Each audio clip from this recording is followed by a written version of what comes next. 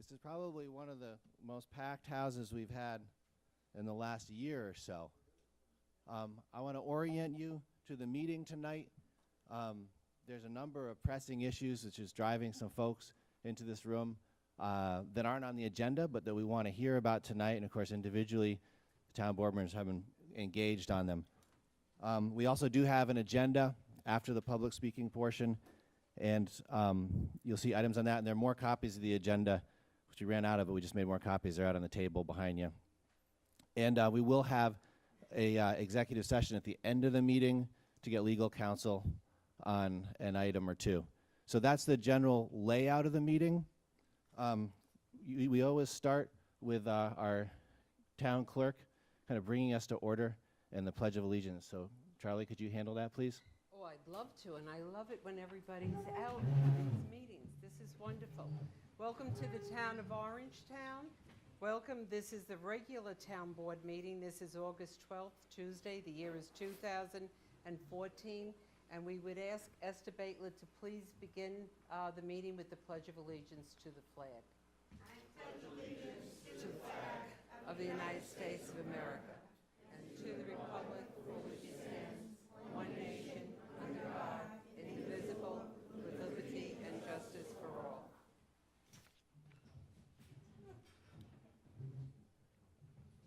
Charlie, you want to do attendance? On a roll call, Councilman Troy? Present. Councilman Divany? Here. Councilman Moore? Here. Councilman Valentine? Not here. And Supervisor Stewart? Here. Thanks so much. And thank you, Esther, for leading us in the Pledge of Allegiance. And certainly as we recite those words tonight, like every other night, you know, we're here to do the people's work. It's about fairness and transparency and trying to keep as many people as happy as possible while also guiding the affairs of the town in ways that make sense legally. So that's what we're doing tonight. I just want to make one or two announcements. Number one, I think we're going to be done long before the deluge hits because it's coming, I understand, after midnight. But safe trip home for everybody. I know that it's going to be raining pretty hard later on. Number two, just announcing we are going to have a 9/11 ceremony, just like we do every year on September 11th. There'll be more information about that on the town website, and do that in collaboration with the police department and the fire department and local clergy. So keep an eye out for that. Number three, I just want to say a word or two about public comment since we have a whole lot of people signed up. We are here during the public comment period, which I'll open in a minute, to listen. And for folks who aren't in town hall that frequently, it's good to sort of reiterate how we work things, especially when we have a ton of people and we want to give everybody who wants to speak a chance to say a word or two. Our basic rule is 3 minutes. You may need 3 minutes. You may not need 3 minutes. There's a clock on the wall. It usually works, and it helps to stick to that time, and I'll let you know if you go over. Because of the nature of this process, the town has different ways of getting community input and giving information back out, and the town board meeting is perhaps the main way. But we have other ways too. We have committees, and we have individual feedback and sort of meeting up after meetings and so on. So in this case, for the purposes of public comment, the town board member's duty is to listen. Once in a while, we'll come back with a clarification of fact if necessary, but more or less we're here to listen, and we appreciate there's some intense feelings in the room perhaps. We're not here to have a debate, but we are here to understand and bring more information into the conversation. So that's what public comment is for, and we appreciate that. If you have complex comments or highly detailed, it's always great to submit them in writing. We will read them. And that's essentially it as far as protocol goes. So without further ado, I'd like to make a motion to open the public portion of this meeting. Can I have a second? Second. I got a second from over here. Tom Moore, all in favor say aye. So we're in a public comment period. We have a list of folks who have signed up. When we're finished with these, we will have a show of hands. Please don't raise your hand if you've already spoken, unless we're at the end of the meeting and you're absolutely dying to say more. Sometimes more information can help. Sometimes it's best to look for an opportunity to engage directly with a staff person or a town board member individually. So first up is Mr. Bill Clark. Bill Clark, there he is. And if you could just say where you're from and the topic, that'd be great. My name is Bill Clark. I live on Hillside Avenue in Pearl River. I've been living there since before they built 304, so I'm very familiar with the overall situation. A few years back, we had a couple of very unpleasant flooding situations. Washington Avenue had so much water, the police department had to shut it down from Railroad Avenue to 304. It wasn't long after that the all-knowing, all-powerful Army Corps of Engineers was brought in to study the situation and give a report on what the problem is. Well, from what I understand, the Army Corps of Engineers reported what basically everybody already knew. The land between 304 and Railroad Avenue was a wetland. It was nothing but a big swamp. Ledley Laboratories owned that property for 40 years, never built on it. Now, Ledley never built on it because they knew the land was a swamp and building on it would not go over well with all the homeowners in the area. But one thing we got from the Army Corps of Engineers, we got 3 nice little catchphrases: watershed area, wetland, and flood zone. You can use whichever one you like. I'm sure they all mean basically the same thing. In 1985, they wanted to build a trucking terminal in there. And I'm happy to say the town board went over all the applications and permits and paperwork and listened to the people. They listened to the people that living in the area and voted it down. And I'd like to respectfully request the present town board do the same thing, do everything they can to stop this project, because I'm telling you, excuse me, they're running our country right into the ground. Please don't let greed decide the future of Pearl River. Thank you for listening. Thank you, sir. I appreciate the sentiment. Mr. Clark spoke eloquently. I just wanted to make a note. I was planning on saying this in the beginning of the meeting. One of the salient points related to the Rush Hillside is the respective roles of the town board and the planning board. And one of the points that folks may want to bring up has to do with which board has the authority to respond to the question of appealing a lawsuit that occurred between the planning board and the developer. We've been advised by our town attorneys that it's a planning board matter. We all have our opinions and feelings, but for reasons of law and proper process, the town board will be somewhat restricted in what it can say, specifically related to that matter that's between the court and the planning board and the developer. So please don't be frustrated by that, but that's how we've been advised on this one. But having said that, let's see who's next on the list. All right, this is a tough one.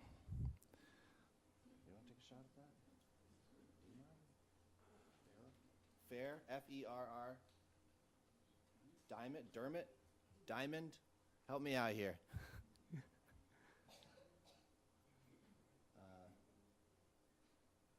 Sorry. Yeah, I don't know. It's almost impossible. The last name definitely starts with the letters D-I-M as in Mary and sort of dwindles off from there. Do we have such a person? Okay. Seeing no hands up, I've got Carmel Riley signed in next. Thank you, Carmel. Carmel Riley, resident of Pearl River, New York. Good evening, Supervisor Stewart and members of the Orangetown Board. I would like to read for the record the following letter from Rush's attorney, Dennis E.A. Lynch, to the Orangetown Planning Board attorney, Mr. Robert Magrino. Dear Mr. Magrino, in furtherance of issues concerning the matter above captioned regarding Rush and Hillside, I respectfully direct your attention to the holdings in Moriarty v. Planning Board of the Village of Sloatsburg, 119 AD, 2nd, 188, 506, New York State, 2nd, 184, 2nd Department, 1986. And Kamke v. Town Planning Board, 59, New York, 2nd, 385, 465, New York State, Second 865, 1983. Those decisions stand for the well-established proposition that a planning board only has those powers delegated to it by the town board under town law. Our review of the history of the Orangetown Planning Board fails to evidence any delegation from the town board of the right to commence litigation or settle litigation. Those powers remain vested in the town board only. Kindly be guided accordingly, since any attempt by the planning board to withdraw a pending notice of appeal would be ultra vires. Yours very truly, Dennis E.A. Lynch. Thank you. Thank you, Carmel. Just as a further note, we thought we were going to have a big crowd here, and I know we have some people wanting to really address the issue of vandalism and the hate graffiti that took place recently in Orangetown. For that one, we do have Detective Sergeant Sullivan here. Welcome to make your comments, but he's also available to meet with you in the lobby if you want to get a little more information about those crimes and the investigations that are going on. It's not the kind of thing that you put details about in public or on television, which is where we are right now. But we are happy to address those concerns and talk a little bit about the police investigation, but it's best done with Sergeant Sullivan. So just bear that in mind. He's right there. He's happy to answer questions. He'll be in the lobby. Or if there's a lot of people out there, you can meet just in the back room here and get your questions answered in terms of updating. Our next speaker is Joanne DiLorenzo.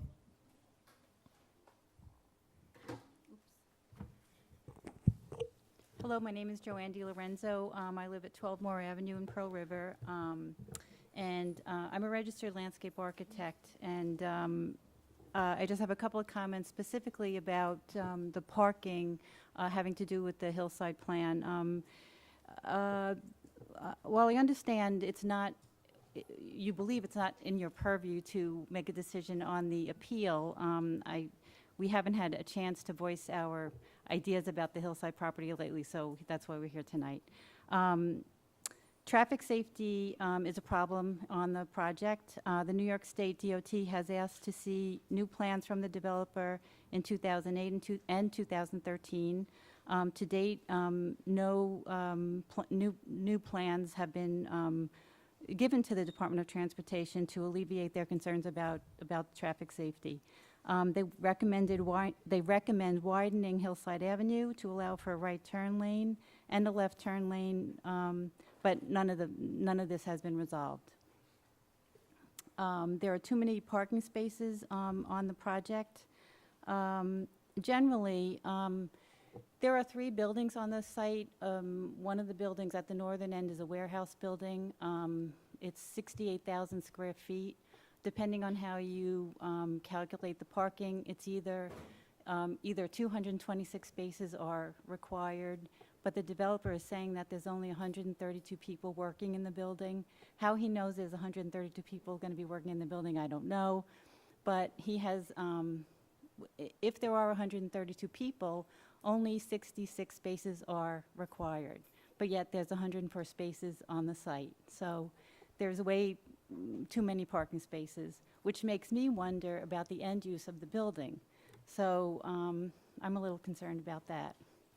I have a list of my concerns for the property, and I'd like to give them to you for you to read when you have nothing else to do. No, we appreciate that, and we do read comments.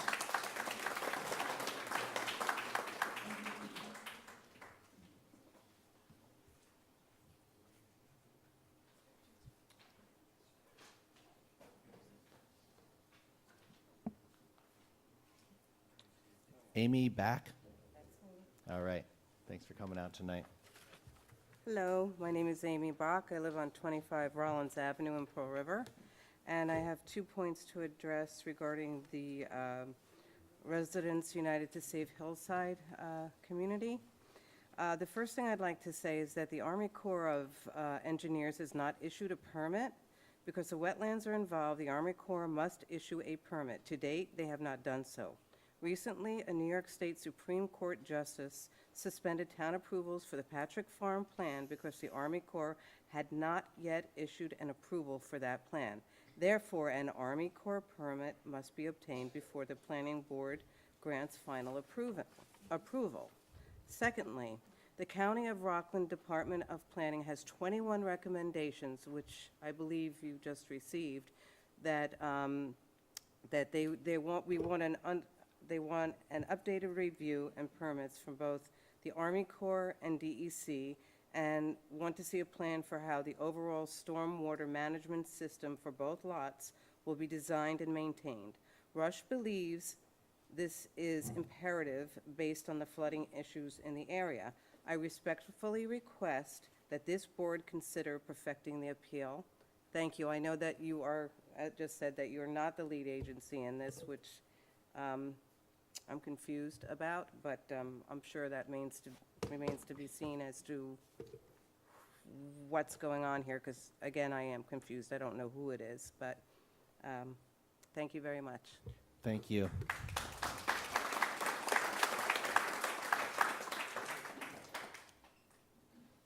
Ursula Zidek?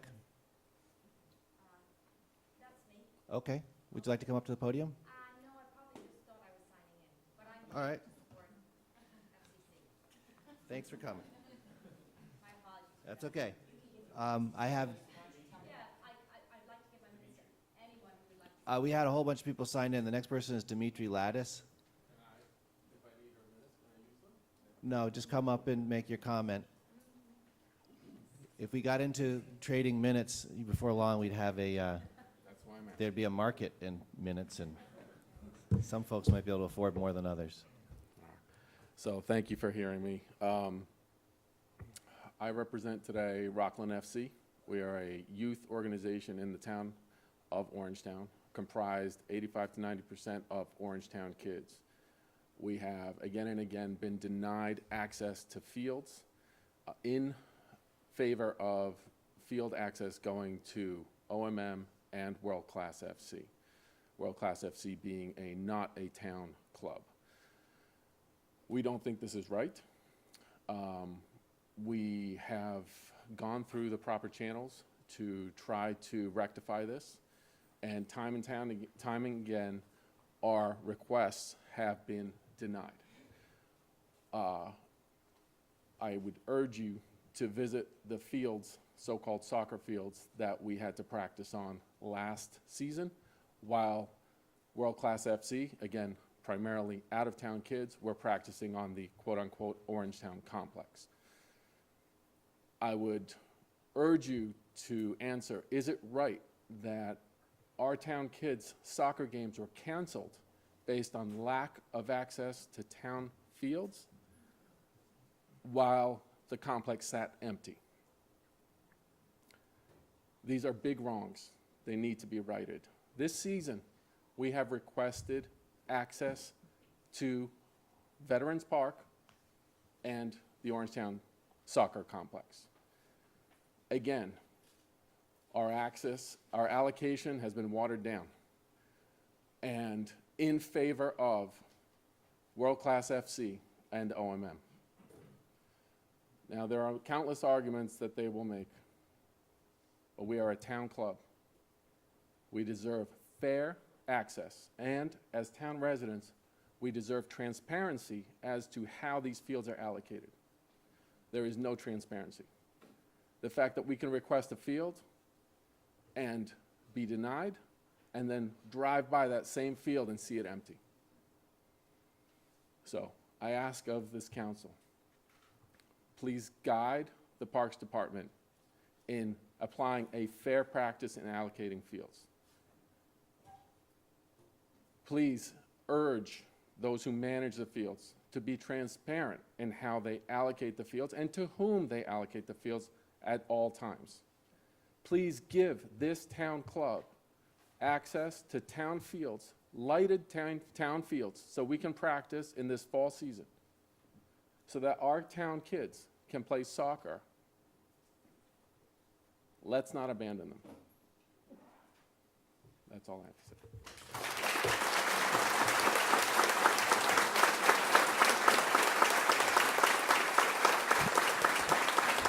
It was indeed well spoken.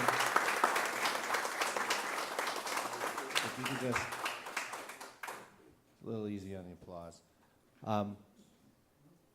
we have probably a number of people who are going to speak to this question of access to the soccer fields, and we're going to listen. It's complex. There are factual matters which have been researched, which are still being developed, and there are issues of policy and rules which, given the sort of the growing pressure for access to fields, are probably going to need to be sorted out, and that's what we're engaged in, and our Parks Department has done a fabulous job with that.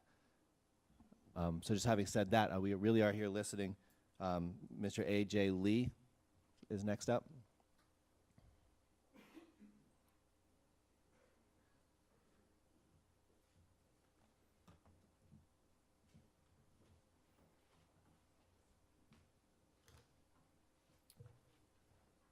My name is A.J. Lee. I'm one of the head golf professionals at Blue Hill Golf Course. It has come to my attention that members of our Golf Advisory Committee have ambitions of creating a bag drop at Blue Hill, which is why I'm here before you tonight. I always appreciate the advice and opinions people have for Blue Hill, but after careful consideration, my professional opinion is that this project is not necessary nor economically beneficial for our course. Blue Hill is a 27-hole municipal golf course I like to call the factory, due to the amount of volume that we have day in and day out. We're not Westchester Country Club, we're not Augusta National, or any other country club that people may visit that think the same will work at Blue Hill. From looking at the plans that were created for this bag job, I find it hard to believe how our day-to-day operations will not be affected. Aside from the obvious being our golf carts that are used every day, we have FedEx trucks, UPS trucks, and machines that work on the golf courses that come by our front door every day. And unfortunately, once this year, we had an ambulance and paramedics. After looking at these plans, I don't see how these activities can proceed.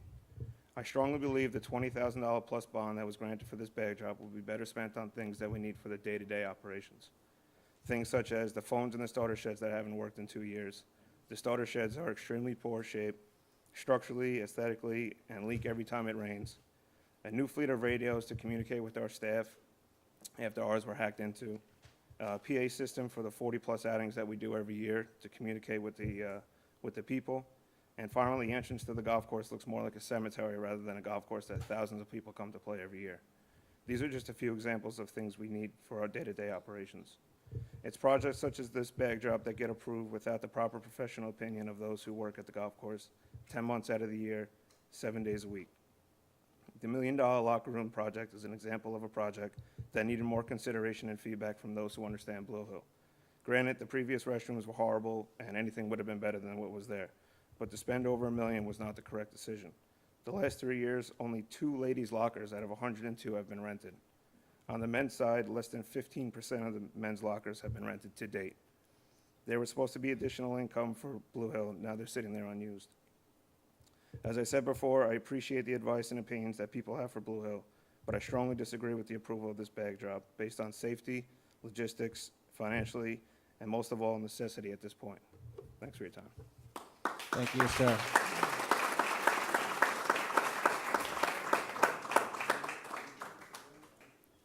I would say certainly the opinion of the golf pro weighs heavily around here, so thank you for giving us your perspective.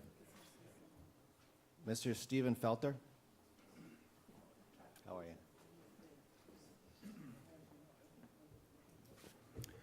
Good evening, and thank you very much. My name is Stephen Felter. I'm a resident of Piermont.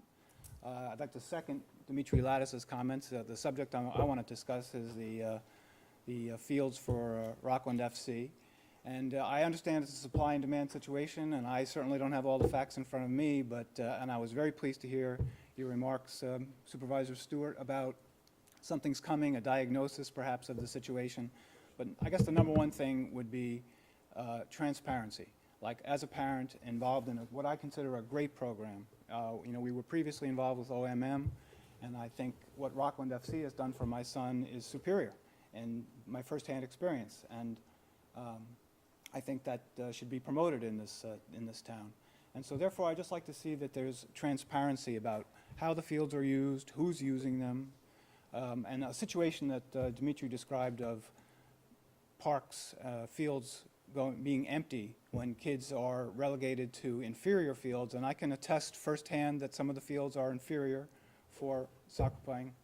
So I would like to promote that. I wouldn't want to take all my time, but I would say, please affect some transparency, so a parent such as myself can go and look up and see, oh, which organization has which fields on which date, who's using them, when did they apply for that, and make sure there's just total fairness and transparency, which I feel certain that you all try to accomplish. Thank you very much.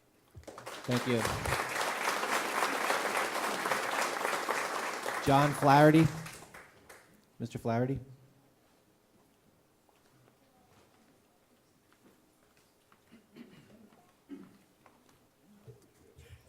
Good evening, ladies and gentlemen, and you too, Dennis.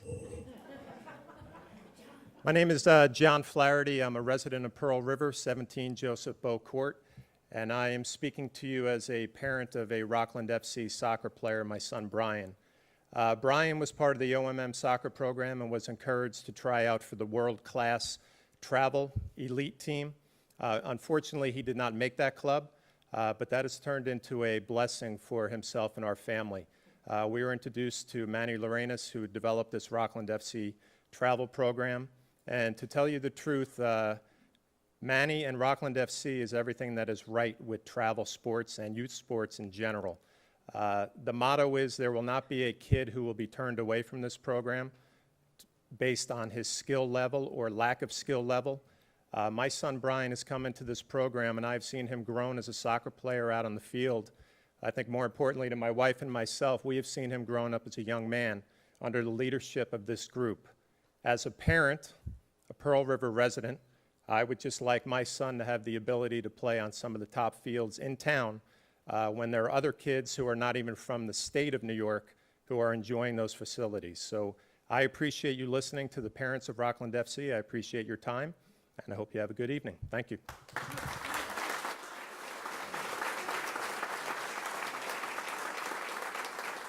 Alia Flaherty.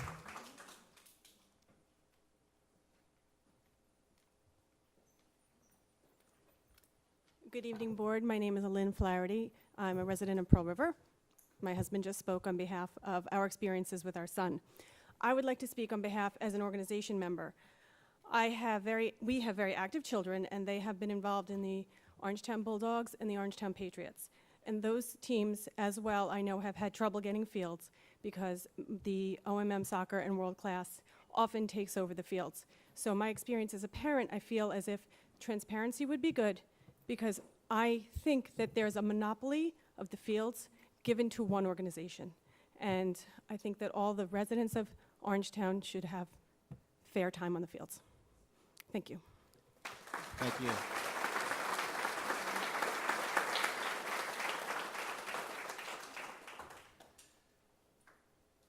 Manny Lorenas.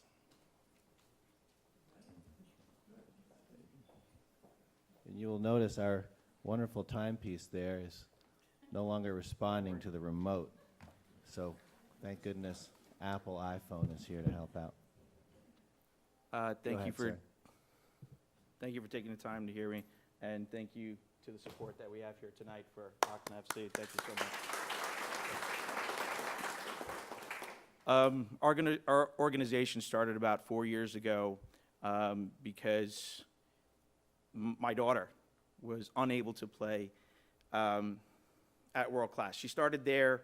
It just wasn't what we wanted. So we devised one team. That one team then became two teams because a bunch of parents said, hey, my kid did not make this other program. Do you think you can take these kids under your tutelage? I said, fantastic. Next thing I know, it was 3 teams, 4 teams, 5 teams.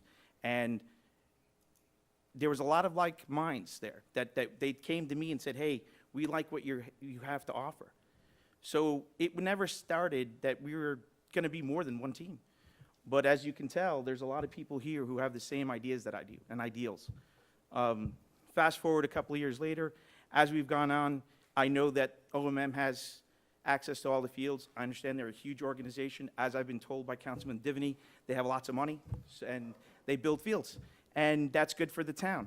But I question that. And the reason I question that is if you build the town fields, right, and beautiful shiny fields, but these kids don't get to use them, what's the point?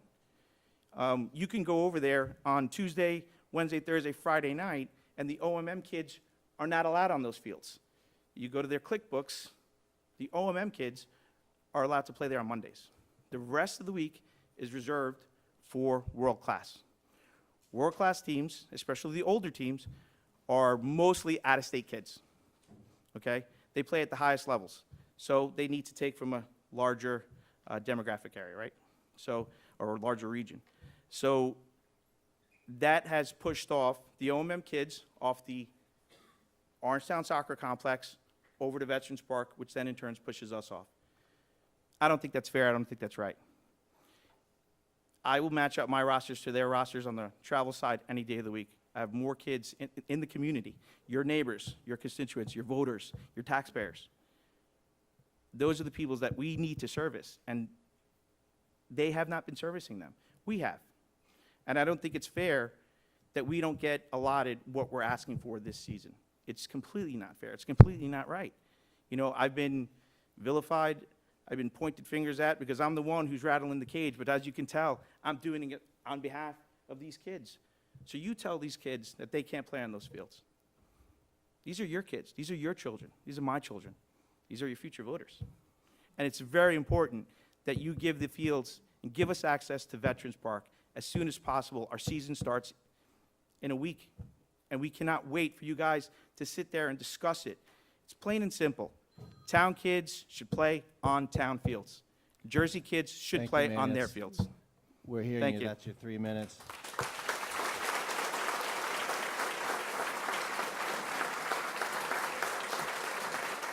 Listen, folks, it'll take us, I think, probably like most of you, I want to hear what folks have to say. So if we could just keep the noise making to a minimum. And also, just bear in mind, we've worked hard, and the Parks Department has worked hard to accommodate. It seems like the system is going to be going through some growing pains, but that needs to be recognized. Nobody has been turned away. Accommodations are made in a search for a fair balance, and I'm proud of the way our Parks Department has handled that so far. And folks are going to be keeping on raising issues and asking for information, and we'll keep on working it. Spent a comma?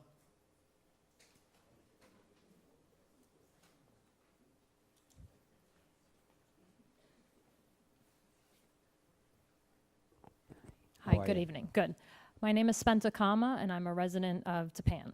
I'm here to talk about access to the fields, and I guess as a parent, my daughter has played for Rockland FC for this past year, and I guess, I mean, you're hearing a lot of things. I'll talk to you from both sides, because prior to her playing for Rockland FC this past year, she played for OMM Rec Soccer, and I was her coach, assistant coach, for 3 years. So I know the program well, and I will also tell you, I don't think anyone here means any disrespect either to the board here or to OMM or World Class in terms of, you know, I think there's a lot of bad feelings and perception on, hey, it seems unfair when we're told you can't have a field and you drive by that field on that day and it's empty. And I think that's a lot of what is driving this in that sense, and that's why we're asking for transparency.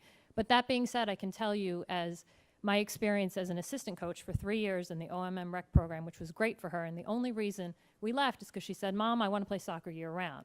And I thought, oh my gosh, I just can't do this year-round. But we didn't want to go to that elite level, and I knew she was getting older where it would be a lot harder if she tried out for the first time. So we had a lot of friends playing for Rockland FC, and we decided to go with that program, and we've been very happy with it. But that being said, I can tell you when I was an assistant coach for the 3 years, I can personally attest to the fact that it is true, even back then, and this was, you know, 4 years ago or whatever, when I first started, we would hold practice twice a week, and I would make the reservations. My coach, fellow co-coach from that time, I see him standing in the back over there, Greg Malora, but he would have me, I would do all the mechanics and reserve a field and stuff, and we could only reserve the world-class fields, the OMM soccer complex, on Monday nights. And I think the one time one time when I even got it, I got into a scuttle with someone who was like, you're not supposed to be here, and I'm like, look, we made a reservation, or whatever it was, but it was very difficult even then to get access to the fields. So we would have to practice at vets, and we'd carve out, you know, you had all this chart you would go on, it'd be like 1A, 1B, and they were right next to each other and on top of each other. Even trying to find field access for the rec people at that time was a difficult thing. So you can imagine with another club how much more it is. And I think what's being asked, from what I understand, is one field and a half or 2 fields at Veterans, and we think that that's a fair, request. I believe Kennedy Reedy has been offered. I live right near there. I'm right by that school. It's small, and even for her age, it's just too small. It floods. It doesn't have good drainage. I know Vets doesn't as well either. But that and Demiola are too small sometimes for the kids we're talking about. So I just respectfully ask you to be transparent, to let this, whatever bad feelings and perception there is out there, if we can be transparent, I think some of that can go away and we can see and give these kids access to the fields. Thank you. Thank you.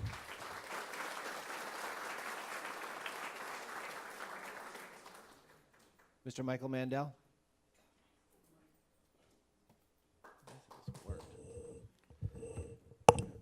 Good evening, Supervisor Stewart and members of the Town Board. For the record, my name is Michael Mandel, a resident of Pearl River.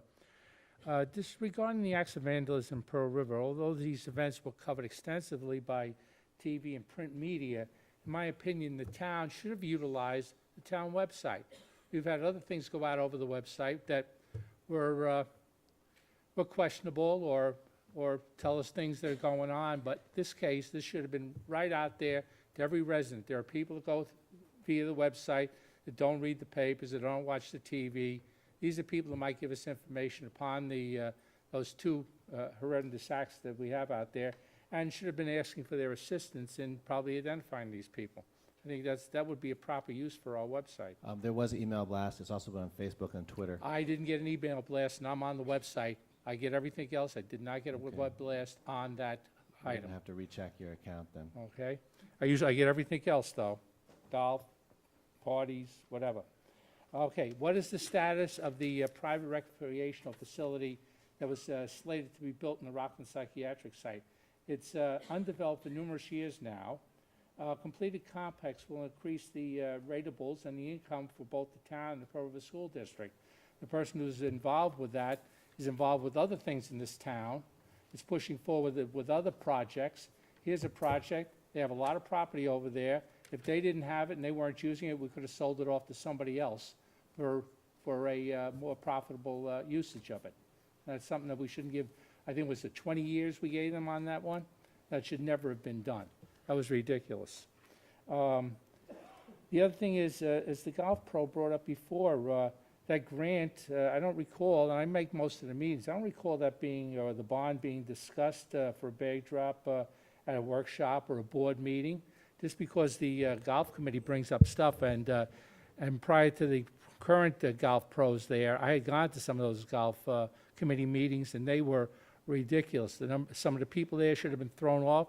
The golf pro was gone. That's a plus for us. But that should have been discussed at the town board meeting. The golf pro should have had his input then. Other residents should have had their input then. And the last thing regarding the soccer, take a look at some of the vehicles that are parked there. And if you want to find out how many people are from out of town that are playing in that league, ask for their rosters. You're going to find people from New Jersey. You're going to find people from other areas. And I know people who have looked at rosters, and they can tell you that. So thank you for your time, and hopefully some of these issues can be resolved for the good of the community. Thank you. Thank you, Mr. Mandel. Esther Baitler. Esther, are you speaking tonight?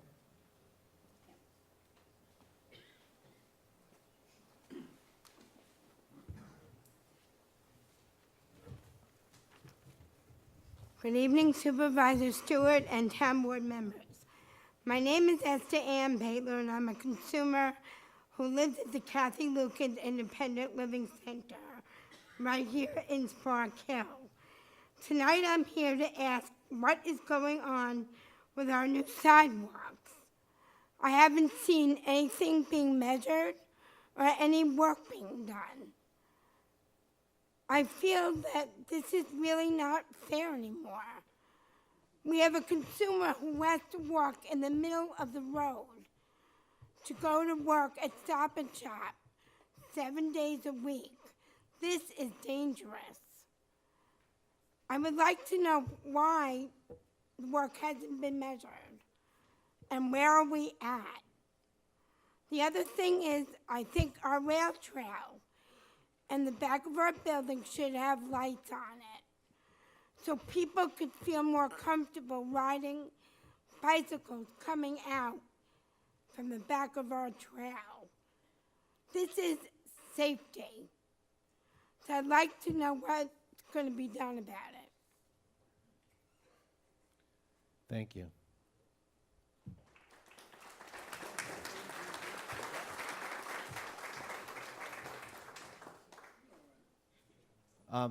Esther's been great. Pretty much every meeting, asking for update on the sidewalk project on 340. I think the answer is probably pretty much the same. It's in progress, and it will never be done soon enough for any of us. Next up is Lisa, and I'm just taking a shot at this. Kianev, maybe? Okay. I got Melissa Lorenas. All right. Lisa Sheridan.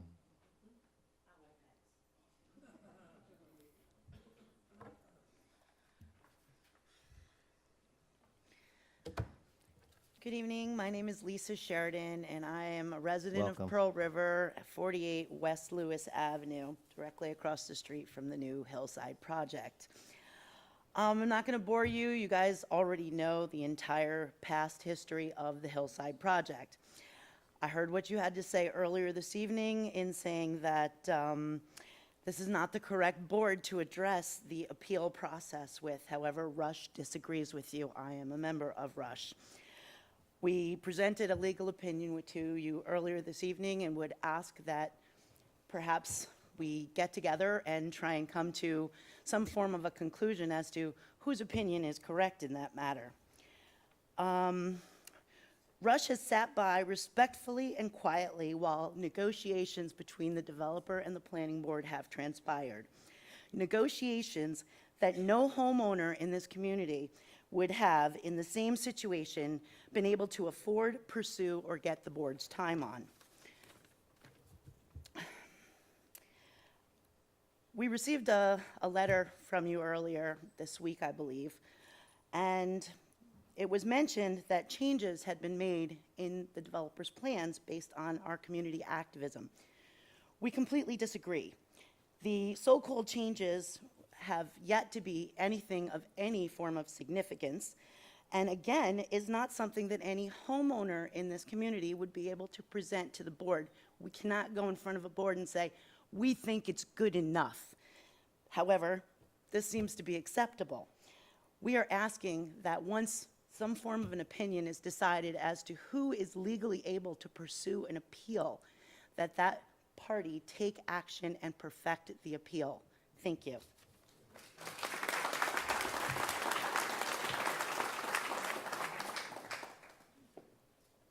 Sheila Schneider.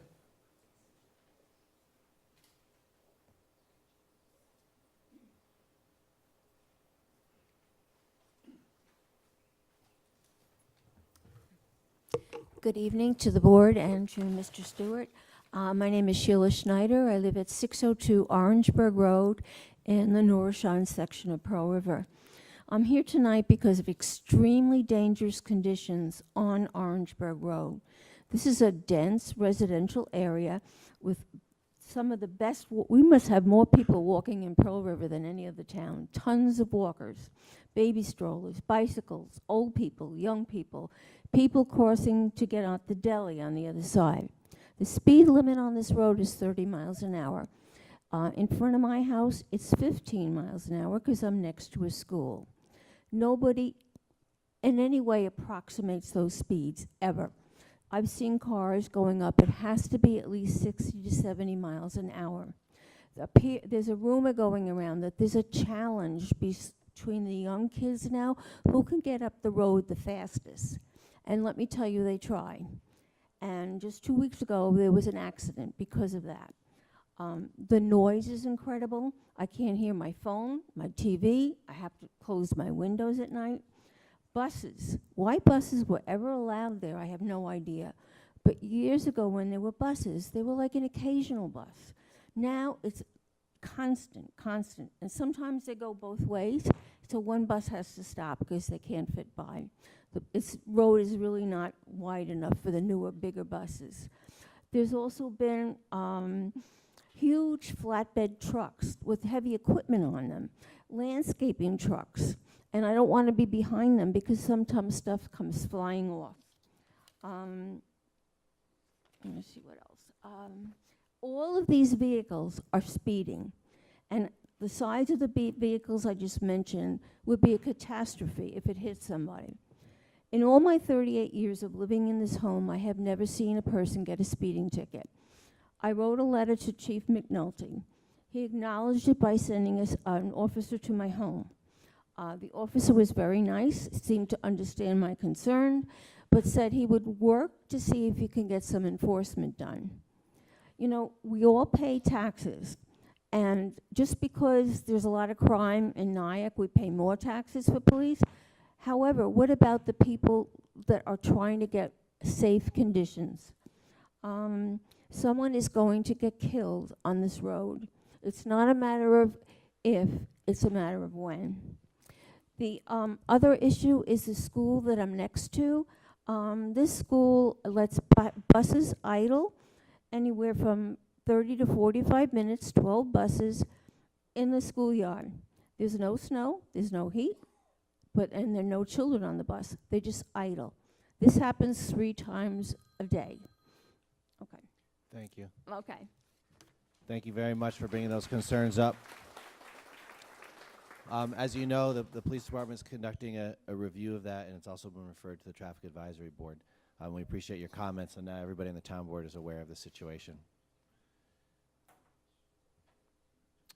Mr. Walter Wedgie.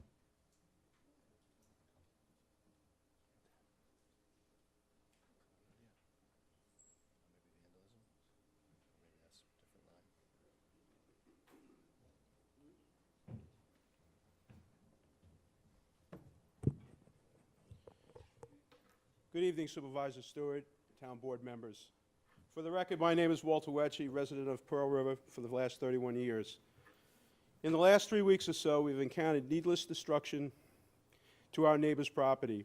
Whether these properties have been targeted as a symbol of hate or just pranks by our young people or adults, we must treat this violation to quality of life very, very seriously.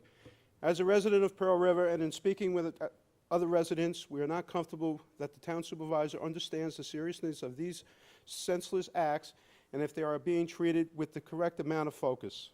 Very little has come from our town supervisor except for a short email to those residents that have email addresses stating that he understands there's a problem, but deflected it to the chief of police to resolve.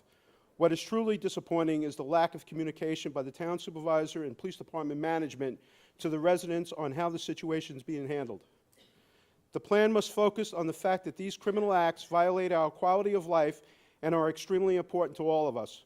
While currently this is a Pearl River issue, it can spread quite rapidly to the rest of Orangetown. It is truly a cancer that can spread quickly if not dealt with efficiently. Our residents are entitled to a full explanation of how the situation is being dealt with and what steps our residents can take to assist in the capture of these criminals.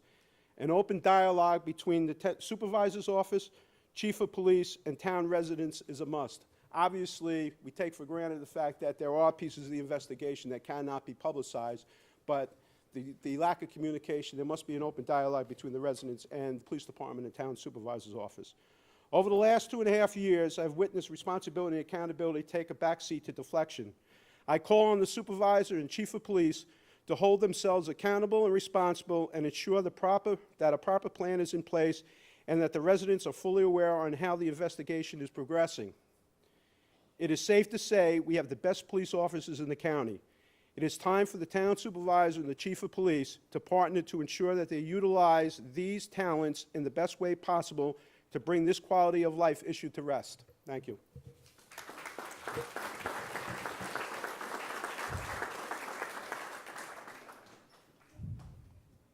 I guess campaign season just started.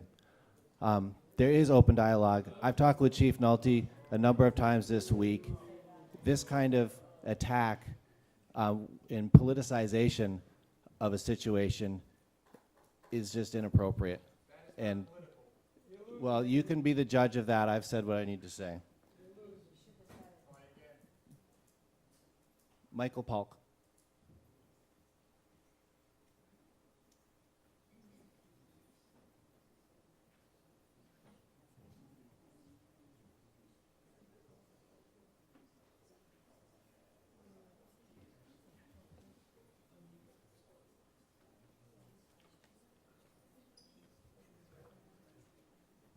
Hello.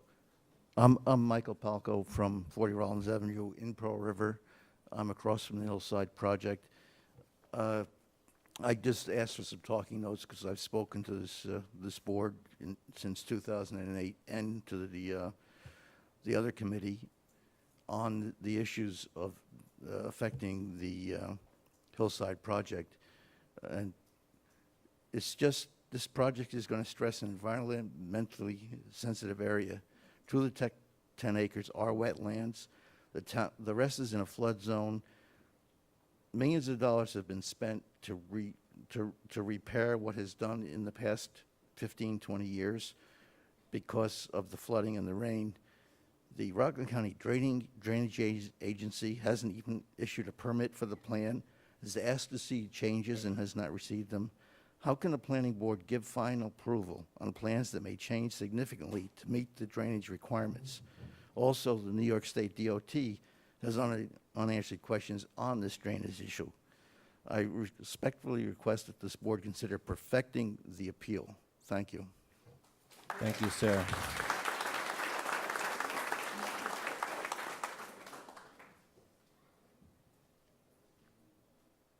Joanne McEllicott.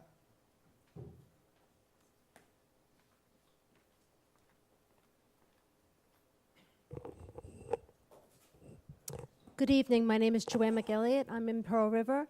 I'm here on behalf of the vandalism that's been happening in our town. There's a local page on Facebook called Pearl River Parents at Play. If anyone's not familiar with that, it's really terrific for local parents just to let them know what's going on. Thanks to that page, we were aware of many things that were happening, car break-ins. Now, please realize, I think that 90%, if not more, of the car break-ins were due to the fact that people were leaving their cars unlocked. And given the opportunity, some people will go in there. So you do have to learn to keep your doors locked.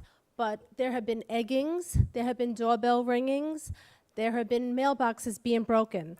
I did write a letter on behalf of the Pearl River Parents at Play to everyone on the town board, and everyone was so gracious.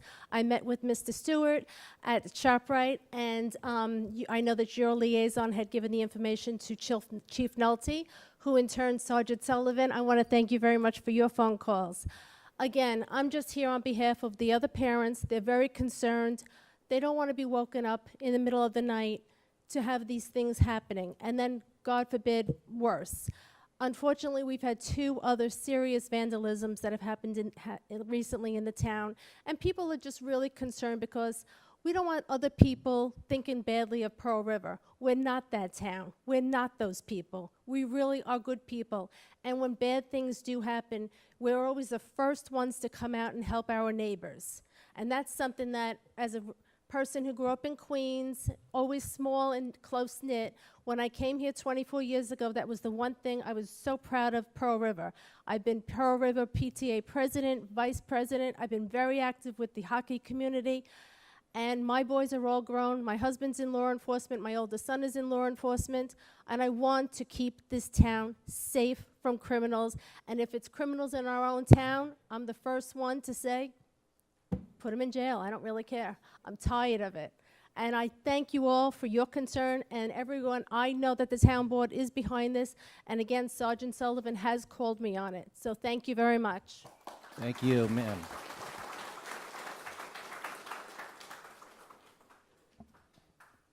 Sergeant Sullivan is available to speak. I just wanted to read a couple of bullet points that Chief Nolte sent in on this topic because I had asked for a report.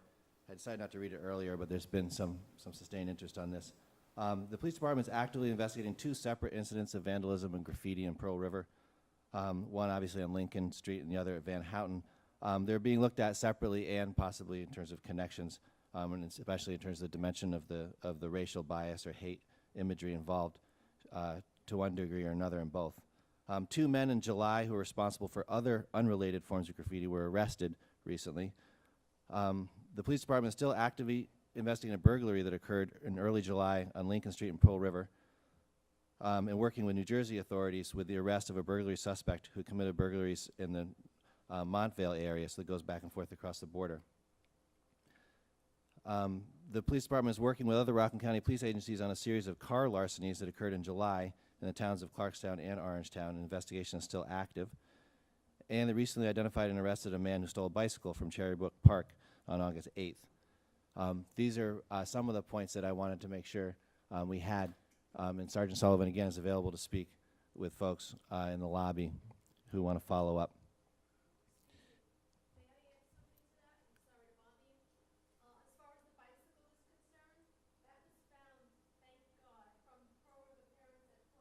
Good job.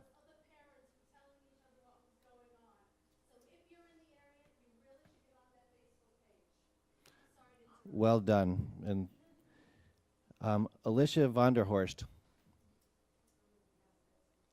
Okay, she's got a sleeping child in her arms. So, Kathy Lenahy. Not here. Julia Atlas.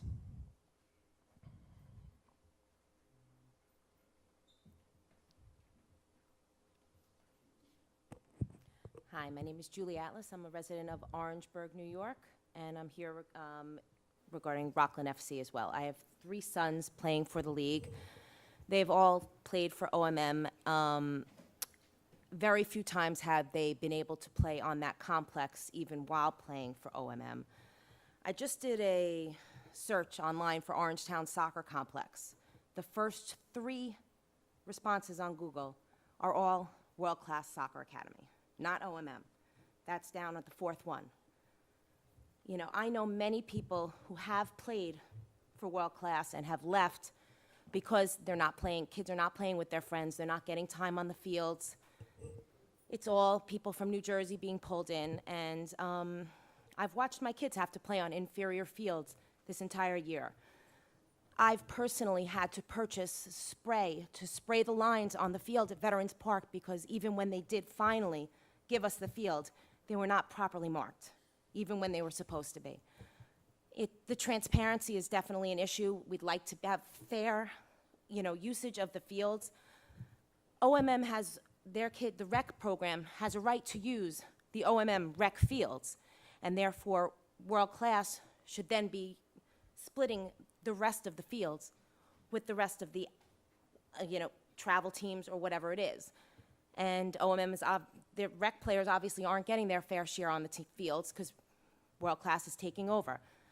In more research, I saw that World Class is also getting access to Tappan Zee High School fields. And, again, here we are getting these little fields at the starting place, dirt fields that, our kids are getting hurt on. We don't even have nets, to practice for soccer.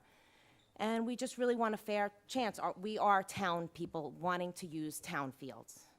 Thank you. Thank you.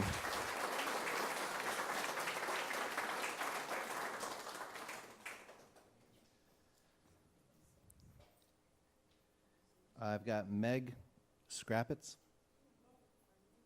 Still here? Nope. Frank Scrappitz. Okay, Grace Dolan. Was this a sign up to speak? Grace Dolan? Nope.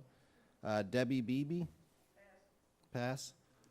I've got Mary G'day.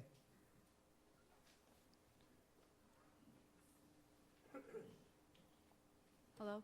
How you doing? Hi. My name is Mary G'day, and I live at 50 Railroad Avenue in Pearl River. I'm a member of this community and Rush, and I would like to say this to the board. A 24-hour storage unit or 24-hour storage units do not belong in a residential area. This property might be zoned for light industrial use, but not for a 24-hour business. Storage units are not included in the town code for businesses allowed to be open for 24 hours. The question is, has a special permit been given for 24-hour operations? And why would such a permit be granted in a very residential neighborhood? A truly residential neighborhood where children are walking home from school and the school bus is dropping off kids in just about every house on that street. I respectfully request that this board consider perfecting the appeal. Thank you very much. Thanks for your comment. Mr. Peter Close. Is Peter here?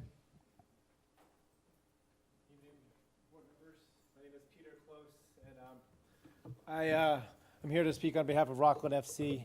I have been a father of 3. I have a kid in each league in this year. 1 in OMM, 1 in World Class, and 1 in Rockland FC. Rockland FC offers my daughter, an awesome opportunity to grow as a soccer player. But I think it's important for the board to follow the money, okay? OMM proudly at their awards ceremony speaks about how their league is essentially designed to funnel players up to the top. And the top being the world-class numbers, which bring in about $2,000 a player. If you look at the world-class numbers, and I think you should do that as part of your investigation of this follow the money trail, you'll see that they're bringing in about $2.5 million a year just for world-class players. And those world-class players are being drawn from a much larger region than Orangetown. So, of course, they're going to take their $2.5 million a year and dedicate it to building beautiful fields in Orangetown. Where are they? They're at the Orangetown complex. Okay, that's good. However, there are many people in the community that also have children playing at the rec level, which only brings in, you can go and ask OMM their own numbers, that it's less than $600,000 a year in OMM rec fees, because the rec is designed to bring people to the top, okay? Same thing with, the idea of following the money, and the point that I'm trying to make, not very eloquently though, is that you really need to understand that the everyday Orangetown taxpayer who has everyday kids who aren't necessarily at the top echelon of the sport need a place to play on a fair and transparent basis. And that's what I think everybody, and I'm very proud to see that there are so many kids here learning about the democratic process. I mean, nobody has the guts, some of the kids don't have the guts to stand up here and say anything, but that comes with time, practice, and experience. And that's what Rockland FC offers our children, an opportunity to take the rec experience one step farther, play against a better level of competition, and learn how to bring themselves to the top. And that's what I think that this community should do on behalf of everyone at the rec level and the travel level that is not world class.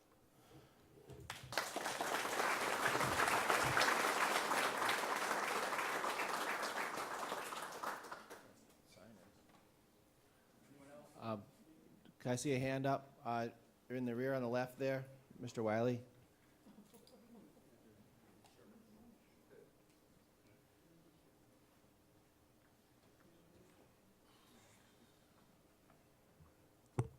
Thank you, Town Board, Town Supervisor. It's been a long time since I've been here. Welcome. Yeah, thank you. Some people, it might be a welcome. Exactly. So, a couple issues. I'm here mostly on community issues with regards to quality of life. Some of the issues that were talked about, I didn't catch them all because I came in a little late. One of the main issues that I see is there's a process problem. For instance, with the application on the Hillside project, application was made to the planning board. Planning board then refers it to the ZBA. It goes back and forth. Throughout this entire process, I was at several of these meetings. I saw one map shown to the planning board members and a completely different map shown to the ZBA members. The completely different map to the ZBA members, they gave approvals. Lo and behold, the map comes back to the planning board with the original one that the planning board thought they approved. I put this on the record several times. I believe this is one of the issues that should be brought up if it wasn't already brought up. And if it wasn't brought up, it's a failure on the town's part because it was brought up in the record at the meeting I don't know, one of the most recent planning board meetings in which they made an application. And actually, that was the meeting I think he was ultimately denied. And the reason why he was denied was because he was so strong-headed and he wouldn't comply with what the planning board wanted. His attorney advised him, you should adjourn this and see if you can work this out. He chose not to. The planning board did a poll, and they made a determination, and they said, based upon the fact that there are issues here that were not addressed, that we as a planning board deemed necessary to be dealt with, we are denying it. And they had the vote, and it was denied. They go to court. Now, obviously, in the Supreme Court, locally, you may get a political decision, okay? The appellate, they should hear it on the actual facts. And the facts are that that specific application did not comply with what the planning board's wishes or intentions were, and I believe that there was misrepresentations throughout the process that took place. So that's one issue. Now, the quality of life issue, I heard about the fields. This is one of the reasons why I was so strong about when I did the referendum about the ball fields, because I realized there were going to be issues. I wanted people to have the opportunity to vote. What people fail to see is when those fields were being developed, I said those fields should be developed so that they could have multiple sports. But what happened? In order not to get the best bang for the buck, they designed them specifically so they could only be used for soccer, which was fine if that's what the taxpayers wanted. But this was the entity that did it. OMM pushed this agenda and what have you. Now we have a situation where I guess there's problems where local residents, which this was brought up throughout the last 10 years, about how, what is the policy and the use. I challenged that also. I came in front of this town board and I told you I would sue you in the event that there was a use agreement that gave them exclusive use. Could you wrap up? We've got 3 minutes. Every single person in here had time. I'm not even here for like 2 minutes. Maybe you weren't aware, actually, Andrew, when you weren't here, but that clock's not working, and I've got a timer over here for 3 minutes. Okay. Well, Well, if you that's could just wrap up, just as a courtesy for everybody who's waiting to speak. fine. And I believe a lot of people spoke, but that's okay. So I'm saying to you, there are quality of life issues, tagging, garbage, litter, noise, all these issues that need to be addressed. And a lot of the quality of life issues have been brought up today, and I think this board will do the right thing and take the actions necessary. What my concerns are is that unless there is a way for the community to be more proactive, be more involved. Unfortunately, for most of the members here, they come up when they have a problem, but they don't have the ability to get the information. And that's what was talked about me. I used to bring information out to the public for many, many years, but then it was talked about it was misinformation. So if the board deems that there's information so that it's reliable, put it out to the public ahead of time. Don't allow the public to make up their Thank mind you, based Andrew. on bad information. Thank you. Appreciate that. There are various ways that information gets out, and certainly the press releases from the police department, the highway department, parks department, the website, my own email blast that I put together on storm warnings and so on. And we appreciate any suggestions for making that work even better. I see a hand up, and someone's already at the podium. So step right up, tell us your name, where you're from. Hi, my name's Mary Kate O'Callahan. I'm from Pearl River, 39 Violet Drive. I'm just here also on the Rockland football. My daughter's just started. She hasn't even had a practice or played a game. But I'm also coming as an OMM parent and as a coach for 5 seasons. And I just wanted to clarify one thing. When people spoke how they gave the field to OMM on Mondays, they gave one field that was divided into 2. From 4 to 8. So they didn't give the whole complex. They gave one field the whole season. And I coach in fall and in spring over the past 4 years. So I just wanted to clarify that so you have the full base of knowledge. Thank you. All right, thanks. Show of hands. Next speaker, please. Yes, sir. Good evening. I'm Billy Ricaldo, the Southern Region President for CSEA. I'm going to speak about a couple of personnel issues with the town. We signed an agreement with the town months ago, and we signed it in good faith, and hopefully the town signed theirs in good faith.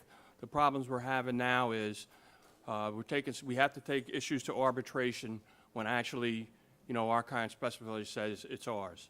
One of them is a town employee. She's been a town employee for many years. She's also a town resident, and she happens to be an officer in the union. And she won an arbitration for out-of-title pay. Now, one of the councilmen, not here now, but I'll use his name, Mr. Valentine, actually stood up and says, we don't pay out-of-title. Just sue us. Well, I got to tell you, I've been around, I have never heard a county official, town official, or somebody say, sue us. And he's wrong. Section 61 of the Civil Service Law says no out-of-title. And these people have been doing it for a long time.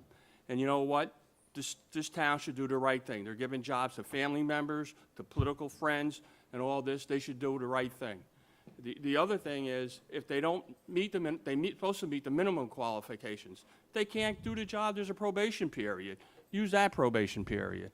And you know, we also have it in the sewer plant. We have two gentlemen that were looking for upgrades because they've been doing the jobs for a long time. And you know what? We're told we can't get 3 votes. Well, you know what? I think you guys should do the right thing because you're just going to cost the town more and more money on these grievances, which we already won 2 of them. And hopefully, Mr. Troy, we can get 3 votes. I mean, it's really a shame that we even have to do this for the employees of this town. And I thank you. Thank you, sir. Gentleman with the white stripes on his shoulders, please. Hi, thank you for giving me the opportunity to speak. My name is Greg Malora. I'm a resident of Blauvelt. And I grew up as a football guy. And then 10 years ago, my daughter decided she wanted to play soccer, and I credit OMM for putting the love of soccer in me and my family. And I've coached fall OMM, spring OMM. I coached at World Class, and now I currently coach at Rockland FC. And I could, you know, all the anecdotal things. The one anecdotal thing that really sticks out in my head most recently is last year my daughter was playing. She played for Rockland FC. She plays JV at the high school level. And she begged and pleaded to play back at the rec level. So we were having a game, and it was going on, and it was like 5 minutes to go in the game, and they stopped the game, an OMM rec game at the complex, so that the world-class travel team could play. And that happened, and that's documented. So and I know there's a lot of anecdotal things. I just think it's really important that town kids play on the town field. The president of OMM, in one of the articles in the Our Town, he said that Orangetown was kind of like a donut, and the whole of Orangetown was the hole where there was really no soccer, and then the world-class, you know, program came together to fill the hole. But unfortunately, they're filling that hole with people from outside the community. You know, any night, you know, once in a while, I'll just drive through the complex, and I'll count the license plates. And generally, you got 30% New Jersey plates. And I just think it's just a bad thing. We were at a state cup match, and the parents from another team were like, I don't even know if I want my kid playing on this field. We were over at one of the fields that we were relegated to. It's dangerous, and it's just not fair. So whatever formula you guys come up with, it needs to be done quickly. The season starts soon, as Manny says. When the time changes, we're scrapping for places to play where there's lights. I'll go by OMM, the complex. The lights are on. There's no one playing. I don't know why they do that. I don't know who's paying the electrical bill. Hopefully, with $2.5 million from the travel club, they're paying their electric bill and not us.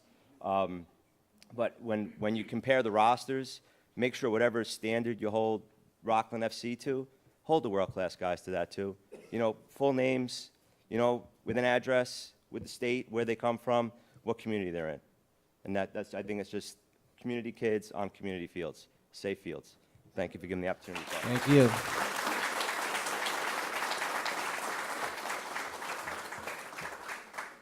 I need to see a hand in the yellow shirt, ma'am. Is there anybody here from directly from Orangetown Mighty Midgets to speak? Okay, there you are, Carrie. Thanks. Good evening. Peggy Powers from Pearl River. Like Andrew Wiley, I haven't been here in a while either. And I have to start by saying I'm a little bit disappointed to hear that again in relation to land issues. There continues to be confusion over who does what and who's responsible.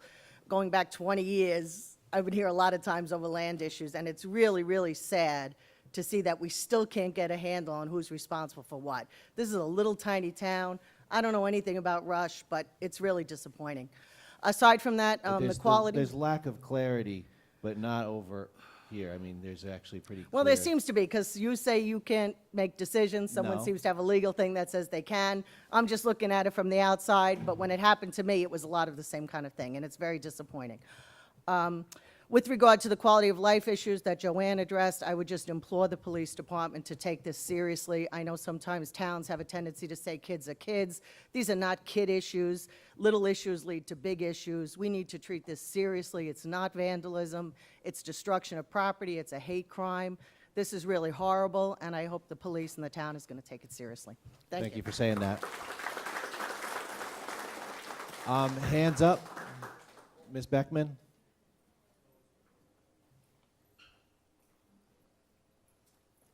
My name is Carrie Beckman. I'm a Blauvelt resident, and I'm president of the Orangetown Minded Midgets Soccer League. Our program has been in existence for many years. Last year, we celebrated our 50th anniversary. I began to volunteer in about the year 2000. At that time, we were a good-sized recreational soccer league with about 1,000 participants playing on fields at Veterans Park, Kennedy Reedy, and Di Meola. As early as that time, our program approached the Parks and Recreation Department and asked for additional field assets to start a travel soccer program. We were told that there were no additional fields, that all fields were being shared between soccer and football, and that the town would not take away another existing program's field to allow a new program, which our travel program would be, to start. Our league continued to grow, with our numbers ultimately doubling, and our fields continued to be an issue. We approached Parks and Recreation again to ask for more fields, and we were told the same answer. The town would not take away fields from existing programs. Our families asked about spring soccer for recreational players who might want to play in the spring. Again, we made the request, and again, we were told no. As disappointing as these answers were, especially in light of our growth, we respected the fairness of the town's position and worked to find a solution. We approached the Pearl River and South Orangetown school districts and used some of their fields. We limited practice times and made schedules as tight as possible and worked to find a solution. In 2011, we signed an agreement with the town to develop the soccer complex. At that time, we were very clear that the new fields would not eliminate the need for the other fields we used, but it would allow us to ensure our recreation program had some breathing room, that we could start a spring soccer program for our recreational soccer participants, and that we could finally start a travel soccer program. The initial cost for the league was about $3 million. That covered the cost of a turf field, lights, and a building we could use for storage, for classes for our coaches and referees. We also agreed to pay the upkeep on the complex area. We estimated that cost would be about $100,000 a year, but it was actually closer to about $150,000 a year. And the cost is pretty much the least of it. We empty the trash around the walking path and clean the toilets at the complex. We maintain the field area, including lining the fields, and in return, our participants are allowed the first use of the fields. When we're not using it, other groups can come in and do so, like our local school districts do, and like Rockland FC has. If one of our local colleges wants to use the facility, they pay the town a permit fee, the town keeping the money. This was a sizable undertaking and a bit daunting, but it made sense to us. It was being paid for and maintained by the people that were using the facility. The complex is shared by all our programs. The fall rec program uses it in the morning till about 1 p.m. on the big fields, and on 3 or 4 p.m. on small fields. And in the spring, our entire spring soccer program runs there, because we can't use any other town fields. We were told they're not available for us in the spring. We still use and need the other fields we have used. Our numbers continue to grow, and we continue to work to offer programs for all aspects of the population, including our Buddy Ball program for children with special needs. We are now being asked to take a step backwards and give up assets we need. We did everything the town asked. We worked to provide the assets we needed. I'm going Listen, to finish. We're going to let her And finish we are her being thought, just told- like I've let other people finish their And thought. we are being told that the rules of the game should change. We funnel all our funds back into paying down debt and moving ahead with improvements like the third turf field we just added that will open in a few weeks. This is all documented. We share audited financials with the town board and with the banks we have our loan with. You guys know what's going on. I know I've used up my 3 minutes, but transparency is something that you've talked about. I would ask that you continue to really look into transparency. Thank you, Look Ms. at Parks Beckman. and Recreation's information. Thank you. Right. Thank you very much. And please be courteous to all the speakers. I'm looking for hands of folks who haven't spoken yet. I see a gentleman with a blue T-shirt on there.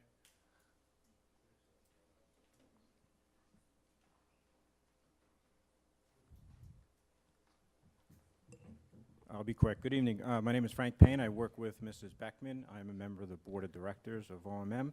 And as one of the 5 members of the board, I am a liaison with our accounting firm. So I just want to speak a little to the numbers. Folks have talked about transparency. The numbers that have been offered this evening are false. The total revenues for the program, which includes OMM and World Class and Buddy Ball, is approximately $1.6 million.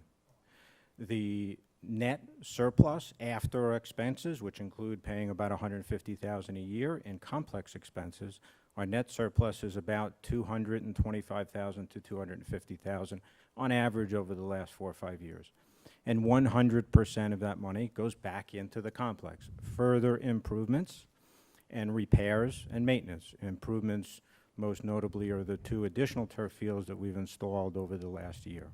So 100% of the money that comes into the league pays league expenses, pays expenses to run the complex, and any money left over goes back into the complex. That's where the money goes.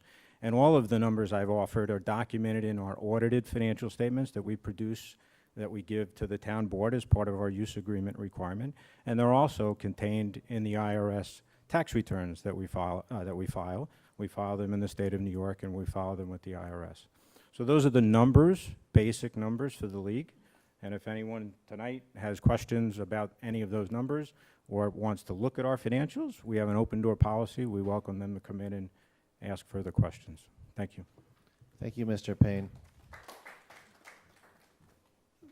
I'm looking at the back. Do you have a all right, Miss Bridget. Hi, my name is Bridget Killen. I'm the owner of the Pearl River Saloon. I just want to say, I mean, I guess basically the whole town knows what we went through after Hurricane Irene. And I just want to put it on record that if this project on Hillside is approved, that the saloon will not make it. I mean, we flooded, we were underwater. So I just want to put it on record, and that's it. So I just hope that there's a lot of thought and stuff that goes through this process. Thank you. Thanks for saying that.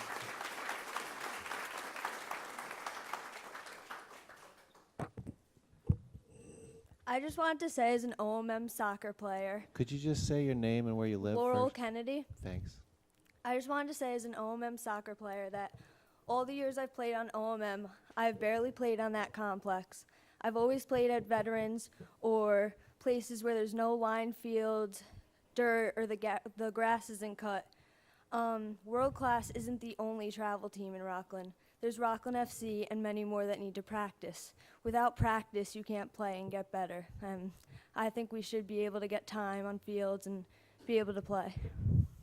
So, yeah. In the back with the white T-shirt, please. You, yellow. All right, blonde hair. Thanks. Sorry. The lighting in here is a little weird. Welcome. Hi, my name is Bridget Pitt, and I'm Orangeburg, and I'm here for Rockland FC. My question to World Class is, why do community children who try out for World Class not make it, and so they can't play? They would be considered part of the monies also if they were let play. There's my son tried out, and he didn't make it. I know a lot of people can try out, make it 1 year, and the next year they have to try out again and don't make it. So if they have to bring in community kids, Rockland FC for a community travel league and use the community student kids, great. World Class does not. They take from other states and other areas. So I think if you're talking about money, they don't allow the community to, for the kids to play. So that's all I need. Thanks for the comment.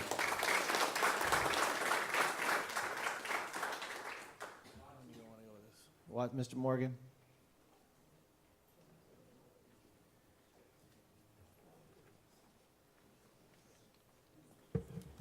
Good evening. My name is Watson Morgan. I live in Blauvelt.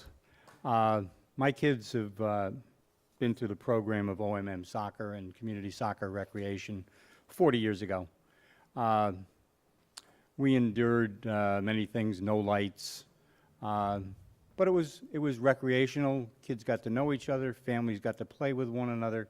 Some years kids succeeded, some years the same kids the next year didn't make it as well. Our fields for recreation should be for recreation for the kids of our town. I believe that the OMM and world-class soccer has gotten way beyond what it needs to be for Orangetown's development. If we're to develop more fields, we have some property that we've traded from the golf course over to the other side. I see that there's immediate needs now, but in the very near future, we've got to work on making a complex along the reservoir behind the power plant that can accommodate more needs. There's lacrosse needs, there's women's needs, men's needs, different programs. This FC seems as though it grew out of a need for a program that serviced the people in Orangetown. And it seems as though, it sounds like the program that is currently in is nothing like was proposed when we first started soccer and we first purchased the property in Orangetown. We can have opportunities to disagree. On another note, quickly, this venue, we need to create better venues for meetings, especially when we have large groups that are brought together for topics like this. This is totally outlandish. The third thing, I understand the MTA has just created a lower price for their parking venues. I think that when we created our parking venues in Pearl River, we tried to work at a similar number. Now we're far and away higher for permits. I think that we should look into permitting for town residents at a much lower rate. Where I grew up out on Long Island, there was like a very nominal charge. You got a sticker as a community resident to utilize the trains and commutation. I think we have to go back to that. This shouldn't be a money pit to just raise money. Hundreds of dollars for a permit for a year. When the MT is now charging 20. I'm okay for now, but I think we have a lot more work to do. This was a great meeting that people came out to voice their opinions, and they're mad. And I agree. When we were the soccer program years ago, we as the residents used to have different duties. We would put up nets. We would chalk the fields. Now they deem that that's inappropriate and shouldn't be done by residents, that the town has to do those. And it should be done properly. That's all I have to say right now. Thank you. Thank you, Watson. As I'm listening to the comments, I'm thinking about follow-up, and I know that the rest of the town board is as well. And I just want to say something, because we're hearing everything, we'll continue to listen to comments, but we need to think about next steps too. And so we have committees, we have URAC, for example, and we have our Parks Department, which has been kind of helping these parties talk with each other and establish facts and needs and so on. That process will be continuing, but if folks have proposals about how to improve that communication, then they're welcome to say so as well. Yes, sir.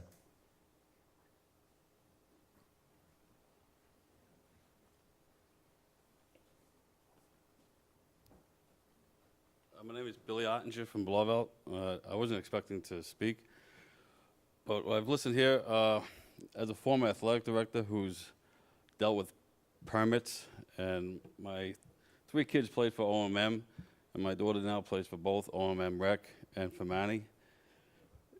You heard their complaints, and both organizations have legit. To me, it would be easier if you suggested for Manny and to Kerry, meet this week with the Parks Department, sit down with nobody else, and work it out. Have your list of your games, see what fields are available, and slot them in and move on. You bickering back and forth is just hurting. It's more animosity for Kerry and for Manny. Kerry's outnumbered here. And like I said, I know Manny, and he runs a great organization. But this, sitting around having committees, all you have to do is get Manny and Kerry in the room with the Parks Department with their schedules this week, and it's all said and done. Thank you. If only it were that easy.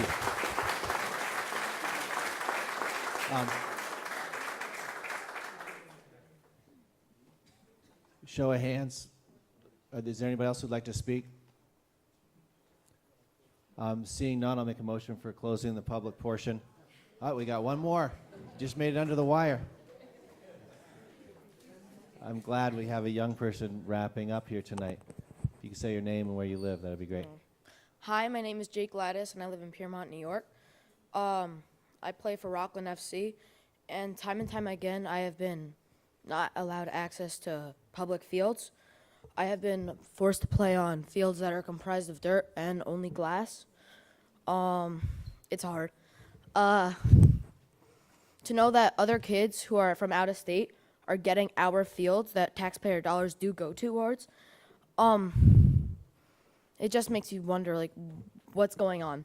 And it's just really not fair that out-of-town kids are getting to play on our fields.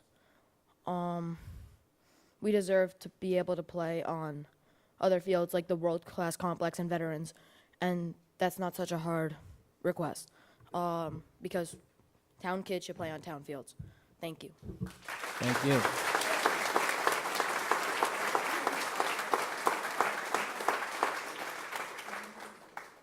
We appreciate that comment. Do I have a second on closing public portion? We did a call of hands. Do I second that? We done? Public portion for now? Second, all in favor say aye. The ayes have it. Sorry, I didn't see a hand up. We called a couple of times.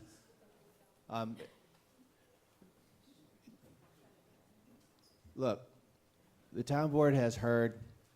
Our Parks Department is working hard, doing exactly what Mr. Ottinger just said should happen. This is not the end. It's sort of partway through the beginning. And I personally will work with our Parks Department superintendent. I'll work with the councilman here, anybody else who wants to help sort through these things. And I will talk with Eric Gorton about how we can put together a little presentation that we can put online so people understand some of the intricacies of how the scheduling system works and how priority works with the fields, because there's a lot to understand there. The basic points that have been made, I think, have been heard loud and clear. They're fundamentally about fairness and access to a key resource in this town, and that's what we all are here for, is for the kids. And I think that probably sums up how most of the town board members feel on that one. Would anybody else like to say anything right now in response to public portion? As far as the fields, first of all, I'd like to say that Eric Gordon is the director of Parks and Rec, and he does a fantastic job. And there was a lot of comments about transparency, and whether you want to admit it or not, it's kind of an attack on Eric. And Eric works hard for this town, and he meets with anyone who wants field access. And he does the scheduling, and he makes sure that we have access to all these great fields for all the leagues. He does the softball, the Little League. He does the soccer, the football. And I can tell you, I've been on ORAC, which is the youth rec program, for the last 5 years. And every year, there's someone who comes and says they don't have enough access to town fields, and Eric works with those groups. When Patriot football needed the lights, we got them the lights. When we had problems with parking at Provo Little League, the town worked with Verizon to get them the parking. Right now, Dennis and I have been working with Provo Little League to come to some kind of deal to get more parking for Provo Little League. So Eric has always been part of that, and I think that he does a great job, and I support him. And I grew up playing soccer in town. I played at the Clarkstown dump. I would leave there picking glass out of my butt every night. So I know what playing on bad fields is all about. But we have limited fields, and Eric does a great job. And I don't know if you realize that. He does a fantastic job, and I support him.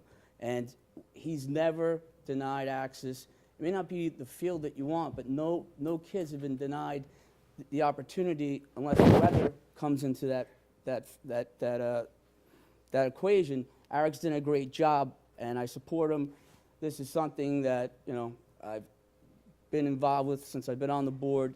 We are always looking to make sure that all the town kids and all the town residents can enjoy the fields. What's that? Manny, you.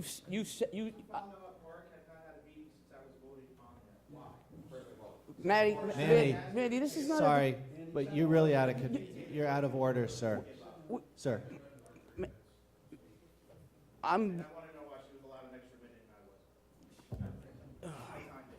Okay. As far as. That's not fair. Again, you're giving preference. That's not true. Okay. Let's not debate. I mean, I'm not. And that's what we're all committed to. Let's not debate this. We're not having, listen, Manny, you're not helping your cause. Thank you. As far as what was brought up about the vandalism, it's sad because I don't know if what the reasoning before someone who's just ignorant and has hate in his heart, or some kid who thought it was a prank. But either way, I was talking to John about it today. If they catch this person, he's throwing his life away. And, you know, I talked to Carmel the other day about maybe curfews. I've looked into it. Curfews may not be the answer. I think parents got to know where their kids are. The police, we've hired 4 new police officers. There'll be more police officers on the road. We got to stay diligent. A lot of these car break-ins, like it or not, are brought on by, there is a prescription drug problem in this town, and there is a heroin problem in this town. And there's a lot of people that use drugs, and you gotta know what your kid's up to. But as Joanne said, you gotta lock your doors. I mean, most of these people that are getting robbed, it's because you haven't locked your doors, and you gotta stay diligent. What was the third one? Rush.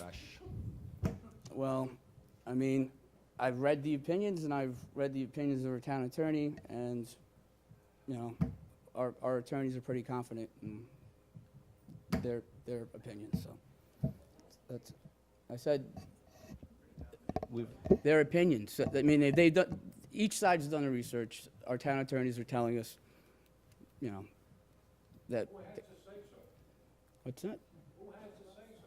Again, I wanted to comment, but it's not a debate tonight. We listened to all you guys today, and we listen to everything. They're confident in our position.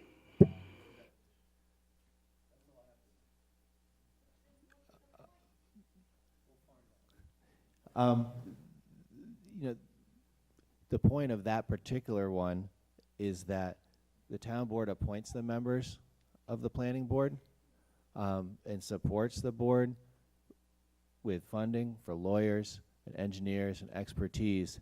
And we all know the planning board members. They're the ones getting sued. They're the ones who, in the legal opinion of our town attorneys, are responsible for making a formal decision of whether to perfect that appeal or not. If we were to violate that somehow and the town board would try to step in a way that's inappropriate, we would cause a different kind of lawsuit, presumably, and undermine the authority of the planning board and the ability of that board to represent the community. So that's the situation on that particular point as we understand it and we're being advised. Do other town board members have anything they want to respond to? Yes, sir. And I'm not speaking as a lawyer. I'm telling you how we're being advised. Yeah.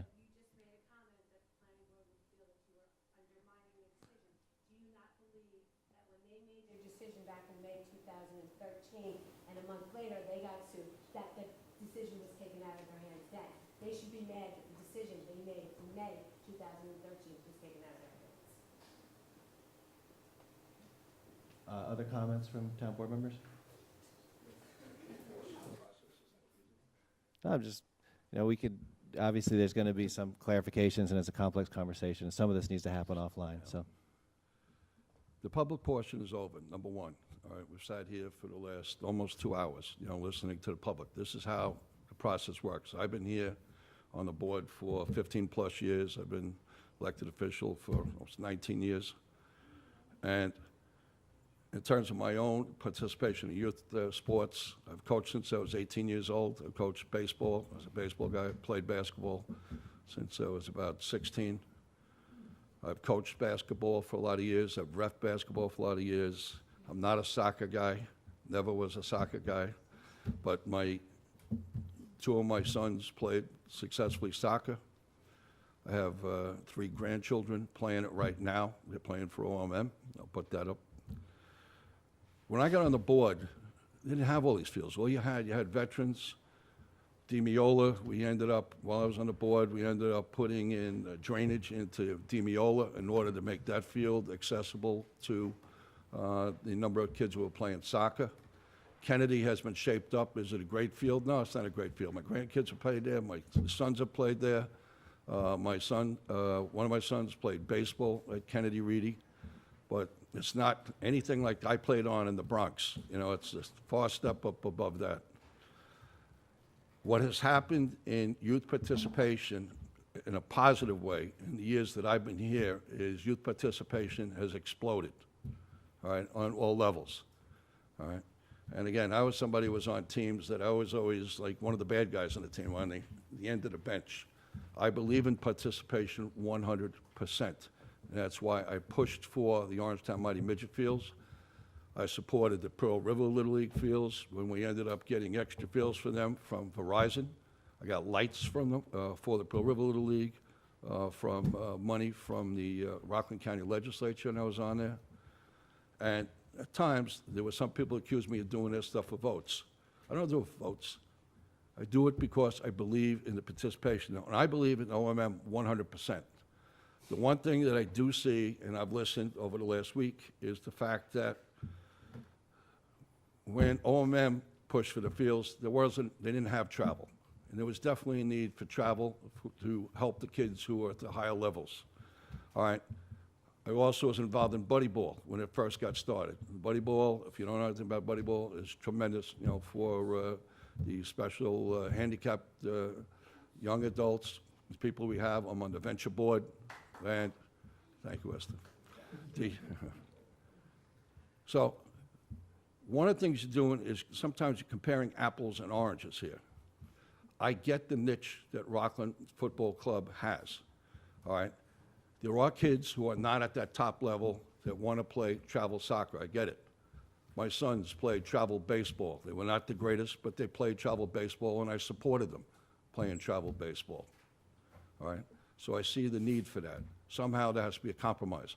But one of the things I did, I got a petition today. And the petition today is from the Rockland Football Club. Somebody sent it to me. And it's saying that they can't have no access to any fields. And I meant to print it out, and I didn't. But to me, you want to talk about transparency, let's just tell the truth in terms of what's going on and not. I believe in what Eric Gordon is doing in terms of trying to balance, the different teams, all right? Rockland Football Club is up and coming. I get it, all right? There has to be some type of compromises. But to say that Eric Gordon isn't giving you what you want, well, it depends what you want. You can't necessarily get everything you want, all right? But there should be a compromise, because at the end of the day, it is about the kids, and I do believe that. Tom Divany and I met with Orangetown Mighty Midgets yesterday, all right? We went through the whole schedule. We met with Eric Gordon, all right? I know Tom has talked to Manny, all right? I don't know Manny at all. I know some of the other people came up here and talked. As a matter of fact, one of the mothers who came up here and talked was the first team I ever coached here in Rockland County. It was a girls' basketball team, 7th grade. She was on my team. Obviously, she turned out pretty good, so Mary Kate, I thank you all for coming out here tonight. We are here to listen. But also, there's a process. At the end of the public portion, it's not people jumping up and saying whatever they want to say, all right? There is a process here, all right? So, again, thank you for all you had to say, and we'll definitely be thinking about it.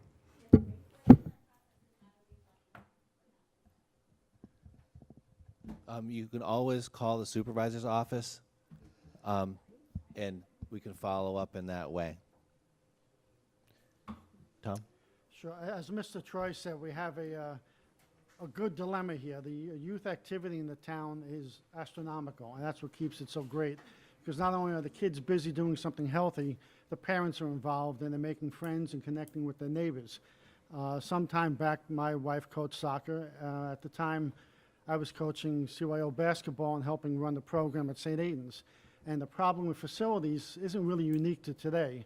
I remember stressing out over trying to get gym time for the basketball program because at St. Aidan's we weren't cutting anybody. We had quite a number of teams, making a certain county coordinator unhappy with us with the amount of games we had. But it was also going on the rest of Orangetown, at St. Margaret's and St. Catherine's and Our Lady Sacred Heart. We were just very open to having all the kids participate. Some parishes in the rest of the county did not do that. They put on one good team at every grade level, and that was it. But Orangetown has a big heart, and they see the benefits of getting all the kids involved. So at the end of the day on this issue, Mr. Ottinger might have had the best advice. We got very well-meaning people on all sides of this. If there's some way they could get together and hash it out themselves without a lot of outside intervention, it'd be the best thing to do. I know it's not easy because there's such demand, but I do commend everybody, and it was nice to see the kids here tonight as well. So, parents are doing their job. You're here to advocate for your kids, whether it's athletics. I know you do the same thing at school for the academics and elsewhere, so that's a good thing. So we have a positive problem on our hands that I think we can resolve. Thanks for those comments, fellow town board members. That wraps up this portion of the meeting. I'm going to call for about a 10-minute recess to give folks a chance to have a glass of water. Talk amongst yourselves a little bit as you exit the building. Stay here if you're interested in other items on the agenda. We'll be going through discussing and voting on those. And as I said before, we'll wrap up with an executive session later on tonight. So 10 minutes.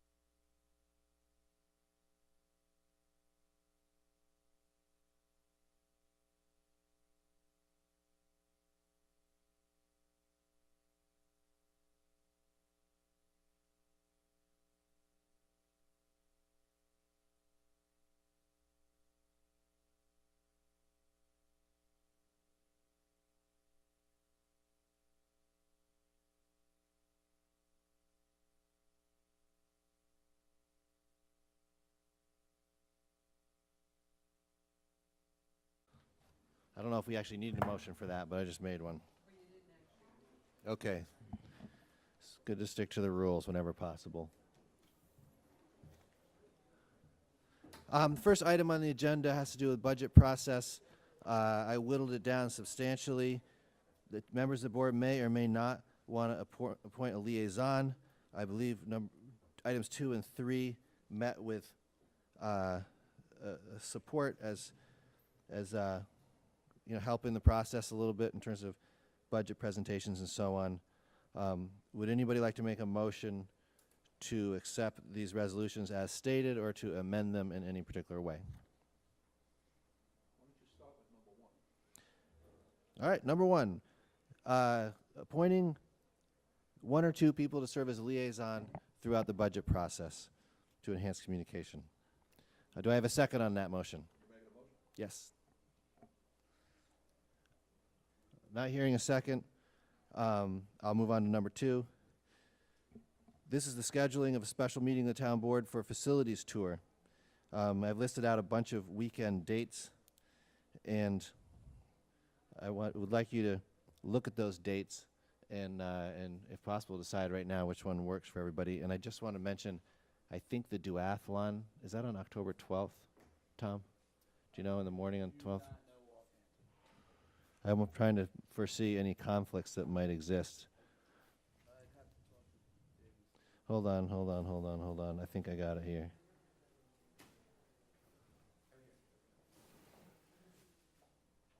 Mickey Sullivan, October 12th. All right. Is that a conflict for you, Tom? I kind of wanted to do that too.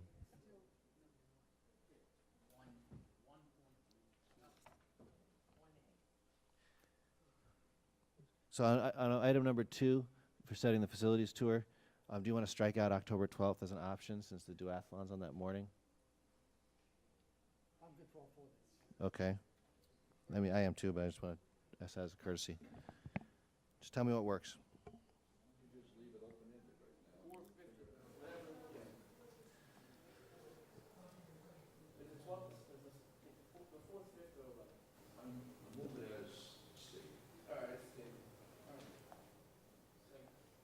All right, if it's all the same to everybody, so you don't want to pick a date, so I'm just going to have to go back. We don't actually know when Paul is available. I think he said he'd be generally available. So it's approved pending figuring out whether it'll be the 4th, 5th, or 11th. Please let me know if you have any conflicts with any of those dates. All in favor of the resolution, say aye. Aye. Aye. Striking the 12th as an option.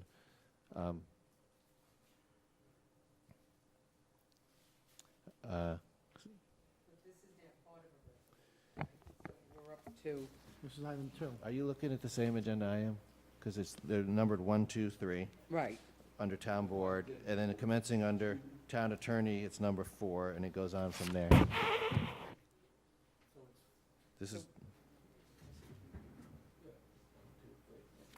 So, I think number 2 just passed. Yeah. All right. Number 3. And just keep in mind, the reason we're passing a resolution, it's going to be an official town board meeting because there'll be a quorum. And Right. that's why we need to notice it. You know, Exactly. Other than that, Yeah, publicized just like a town board but meeting. in other words, number 2 is going to have Supervisor Stewart as putting forward this. I made the motion. Who Right. had the second on that? Anybody remember? Second from Divany. All in favor said aye. Okay, And we're going to nail down the date. that's 2. All right, Correct. so now we're on to 3. Number 3. This is just advising the department heads of having a response to the preliminary budget for our meeting on October 28th. you know, And it's just a way of everybody being on the same page with that. I'll make a motion for that. Can I have a second?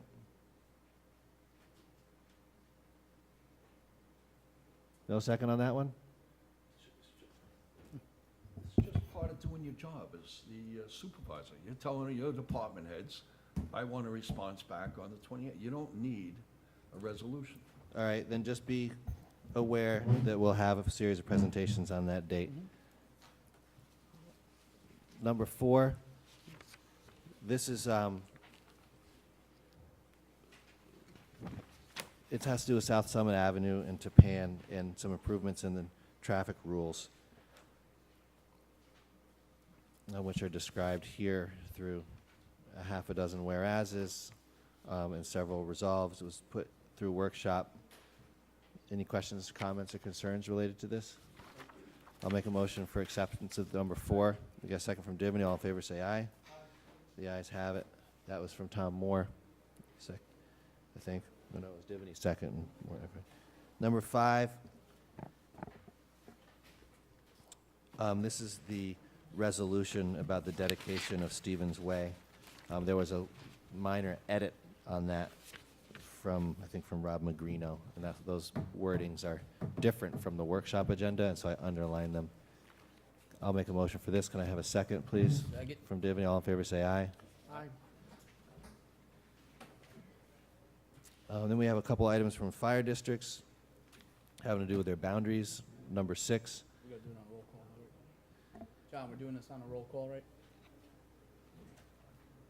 Well, that's the way the resolution was That's presented. the way you so- wrote it. So, we could do that. All right, So number 6, I'll make a motion. Can I have a second on that? Second. Second from Moore. Charlie, would you like to do a roll call on that, please? You know what, you gave me this agenda, but I'm a little confused, so please bear with me. Okay. You were doing now the Blauvelt Fire Protection District. Right, Okay, and we're going to do that on a roll call. right.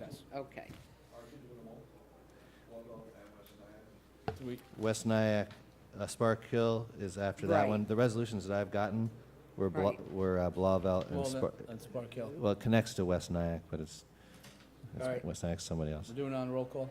And who made the second on that? Me. Moore, On a roll call, Supervisor Stewart, yes. Councilman Moore, Yes. Councilman Troy, Yes. Councilman Divany. Yes. Okay. Item number 7 is the same story, only for Spark Hill Palisades Fire District. Someone that can make a motion on this one? From Troy, second from Tom Moore. All in favor, say aye. The ayes have it. Roll call, please. Roll call. On a roll call, Councilman Troy, Yes. Councilman Moore, Yes. Councilman Divany, Yes. and Supervisor Stewart. Yes. We may want to table the Harbridge because we just got that more detailed agreement yesterday. And I don't think anybody's had a chance to look at it yet. I'm not even sure yesterday afternoon if I forwarded it to everybody. John Edwards and I, the contract is largely the same. John can go over it. He made a number of modifications that protect the town more. John, can you talk about that? Do we have the agreement? Yes. No, for us. Well, it was sent out 3 weeks ago at the workshop. But we were, Basic agreement, and then John's modifications of that have been going back and forth. So it put in more protections for the town than what we had previously. and what was it that we got yesterday back from those guys? We had sent Revisions? back, I made changes to their agreement and, sent it right quite a while ago. Yesterday, they agreed to, everything, the changes and the rider, with one exception that related to indemnification. They made a counter proposal, and this afternoon, I told them half of their counter proposal was okay, the other half no, and asked some questions. They basically agree to indemnify us if we indemnify them against any loss. It doesn't make any sense to me because they're providing a service for a fee. The truth of the matter is, they're willing to strike the indemnification, you know, and that's fine because they have professional liability insurance. So any claim we would have against them is in negligence. I'm just interested in knowing what possible claim they could have against us that would require indemnification. They haven't yet answered that. And I'm sure there is none, you know. It's a professional services contract. They're going to give us advice. They don't want to be sued for giving us the wrong advice.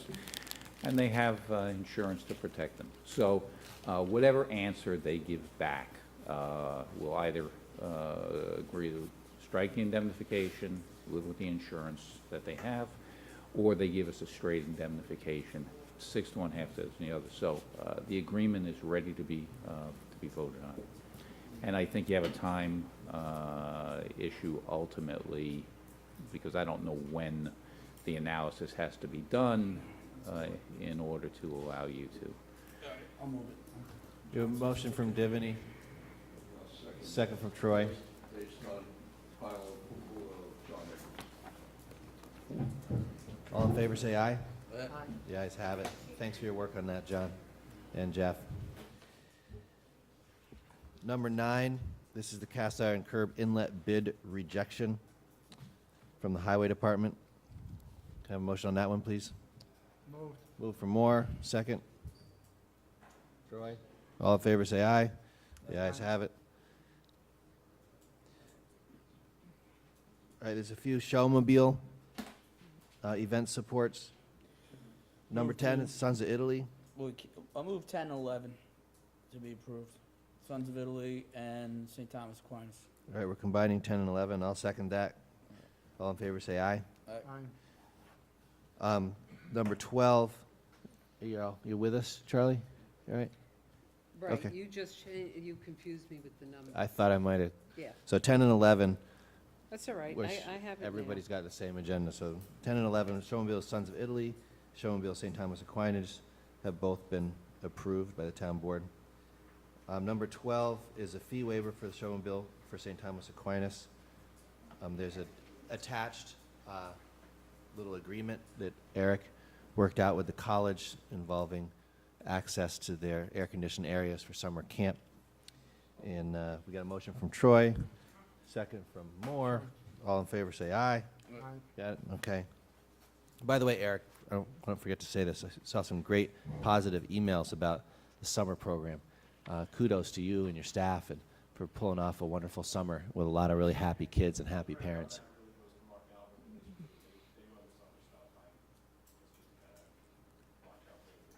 They're really amazing.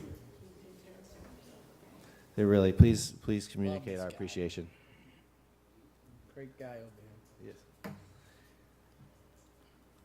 Number 13 is a permission granted for a police officer to get training up in Syracuse at a cost of $1,453. Have a motion for that, please?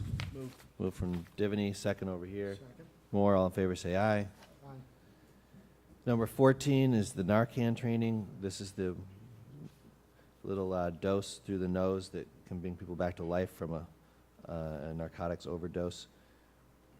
Great. It's a really great program. We got a motion from Troy, second from Divany. All in favor, say aye. Aye. Aye. The ayes have it. We accept the grant for someone who's passed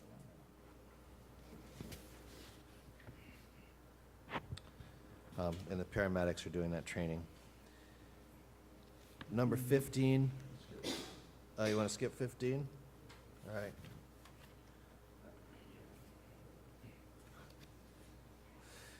Number 16.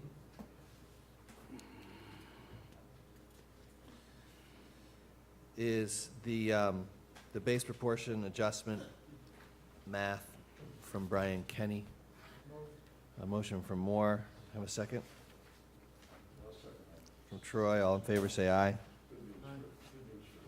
It's good for residential, right? Number 17. This is an agreement with Spring Valley SWAT team to use the house over on Blue Hill Road that's vacant. Motion from Divany, second over here from Moore. All in favor, say aye. Aye. The ayes have it.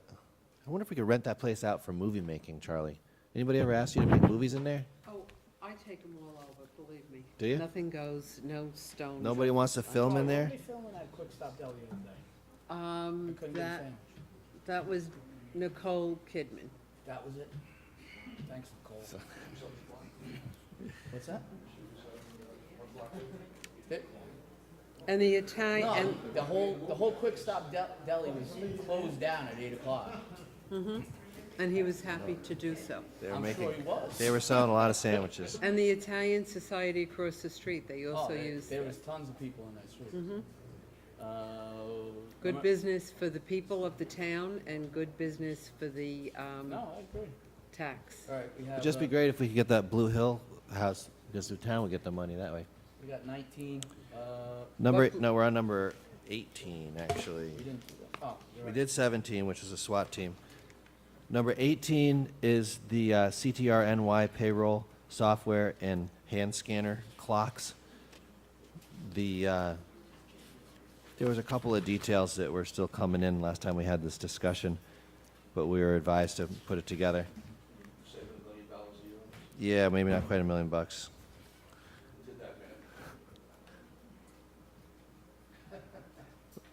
I misread a number, all right? But, you know, it shows that you're reading your emails, which is really important, really important. No, you never actually. Did I say it sarcastic in that one? No, Yeah, it was a little bit, well, you know. So I'll make a motion for this service agreement and software and hand scanners. We have a second from Troy. All in favor say aye. Aye, ayes have it. And thanks to finance and to the IT guys, we're going to actually save a fair amount of money. Maybe not $1 million, but it's a good thing. Number 19. This is aid to the Ridge Street Classic. And I know Tom's we're kind of coordinating this a little bit, and we've got help from the Great Highway event, Department, great Parks Department. August 31st. I'm the reigning MVP and champion. Wiffle ball tournament for charity, for Officer Baisley's brother. So Is this what happens to people who play soccer on a low level? They become wiffle ball players? Next thing you know, they'll be trying to get into I the would give it all OMM up complex. to be in the Wiffle Ball Olympics, Dennis, if there were such a thing. Listen, 32 teams, John. You're more than welcome to join the rest of the attorneys in defeat. Only joking. We'll have a motion from Divany, a second over here somewhere from Troy. All in favor say aye. Aye. Aye, the ayes have it. Number 20 is a receive file of meeting minutes, so on and so forth. We have a motion from Divany, second from myself. All in favor say aye. Aye. We also have an audit, which Jeff is passing out right now, and which was emailed out All right, let's see. probably late last Are week. we still on TV? Yes. Okay, Maybe. I'm just wondering if anybody out there questions that you're the reigning champ, they can call the town clerk's office True. tomorrow. I'll bring my trophy in Okay, tomorrow. that's good. It's in my office. It's there. It's right next to the O'Sullivan Golf Trophy. Okay, And moving they're on. made where? Haters. Tonight's audit consists of 5 warrants for a total of $2,121,541.49. The first warrant consists of 86 vouchers totaling $95,000 for utilities. The second warrant is 1 voucher for $947 for various supplies in the Highway and Sewer Department. The third warrant is 2 vouchers for $18,000 for workers' comp. The fourth warrant consists of 5 vouchers for $1,350 for various park summer programs. And the fifth warrant consists of 413 vouchers totaling over $2 million and $2,005,742. Various items of interest, numbers 2 and 4 are golf course contracts. Number 5, Calmart Enterprises, $101,000 for sewer improvements on Highland Avenue in Nyack. Number 6, $48,000 for recycling, Charles Capasso and Sons. Number 7, Chestnut Ridge Transportation, $50,000 for youth program, bus transportation. Number 12, $305,000 for sewer relining in Nyack. Number 17, Goosetown, $93,000 for the annual leases. Number 19, Highway Rehab Corp., $68,000 for hot in-place asphalt recycling. Number 24, New York Civil Service, $573,000 for CSEA Healthcare. 29, Sprague, $39,000 for highway fuel. Number 30, State Comptroller, $30,000 for Justice Court fines. Number 31, Tilcon, $77,000 for highway materials. Any questions about the today's audit?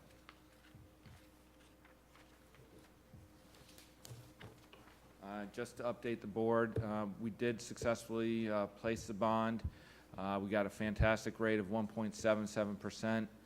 We received all the monies as of Wednesday, so the items that were bonded for are now fully funded and ready to go forward.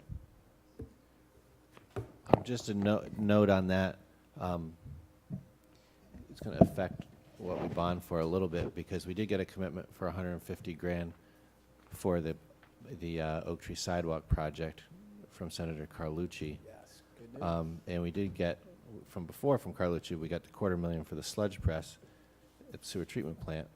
And I'm not going to say now, but we're going to have more money coming in for another thing that's bonded. And so, because I don't want to jinx it. So we're going to have to obviously accommodate and celebrate, but sort of wiggle those numbers a little bit because we won't have to spend quite as much as we thought on some of those projects. Which is certainly a good thing. The thing we can't do, though, is the bonded items are bonded for certain items. Right. And so if we don't spend that money and we get grants that help pay for it, then the monies that the bond was raised that was for that portion has to go back to paying the debt service. It can't go into other projects. So if the bag drop that. area doesn't get done, you can't just take that money and use it for something else. Debt service, do we get to choose what we're paying off or not? It's debt service for that bond that was issued. Okay. So, So you're just prepaying? you're essentially, yes. Well, it would be debt service for that bond. We can't just, no, we can't. All right. Any other questions on that? No, that makes sense. Not on the audit, but I just wanted to, I think we originally asked Senator Carlucci, who's been very good to us lately, for $250,000, and then we ended up doing the Oak Tree sidewalk for $150,000, and I think we're going to be in the position of making another proposal, and so I'm going to reach out to each town board member. If you just think about it a little bit, my sense is that Parks and Rec type stuff is highly fundable through these kind of facilities capital state monies. And if you could just give a little bit of thought to what $100,000 might be able to buy in terms of a very kind of a visible improvement, that would be great. What's that? Slip and slide? Slip and slide, all right. Maybe a wiffle ball field with lights on it. Thank you. I like it. I like it. That's it for the audit. Is there a Adjournments? We have a couple of adjournments. Yeah, we didn't vote on the audit yet. All right, on the audit? We need a motion for Accept the audit. second for more. All in favor, say aye. Aye. All right. Thanks, Jeff. We do have a couple of adjournments, and we did want to go into executive session to get some legal counsel.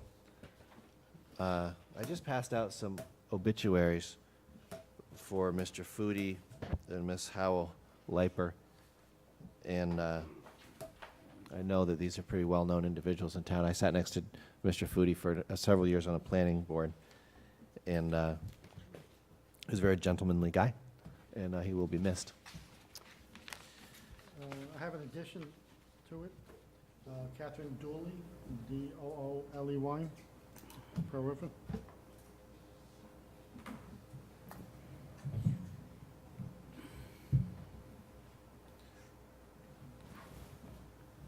Not hearing any other comments from members of the town board. I'll make a motion for adjournment pending coming out of executive session. No further business for tonight in public. Can I have a second on that? I think you should mention the fact that, with number 15 was to accept with regret the resignation of John Foodie, the fact that he resigned, died but then shortly he died after like a tendering week his later. resignation. It's again, he was a longtime member of the planning board. You were on the planning board with him. And the fact that as a member of the Hibernians and having worked at the Fesh and all that stuff, John Foodie did a tremendous amount of work in the Irish community.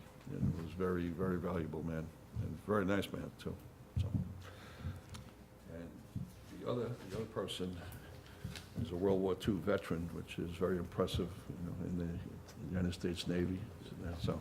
She was a pilot, right? Yes, she was, but she wasn't allowed to fly because they didn't want women pilots, according to this, so I don't know. Yeah, there's actually a lot of information about that in the obits that we just passed out, if anybody's interested in her career as a pilot and in a military service and so on. All right, so a motion for executive session. Can I have a second? Second. Do you have any? All in favor, say aye. Aye. You guys have it. What are we going into the executive session to discuss? Yeah. What are we discussing? We're getting legal counsel. And it involves the Parks Department, and that's why Eric is still here. There's actually another thing we need to discuss too, which is we have a couple of candidates for land use board appointment. I'd like to hear the town board's kind of view on their personal qualifications. Legal counsel on Okay. Parks Department, and discussion of the qualifications of a couple of candidates for the land use boards. Thanks, Charlie. Okay.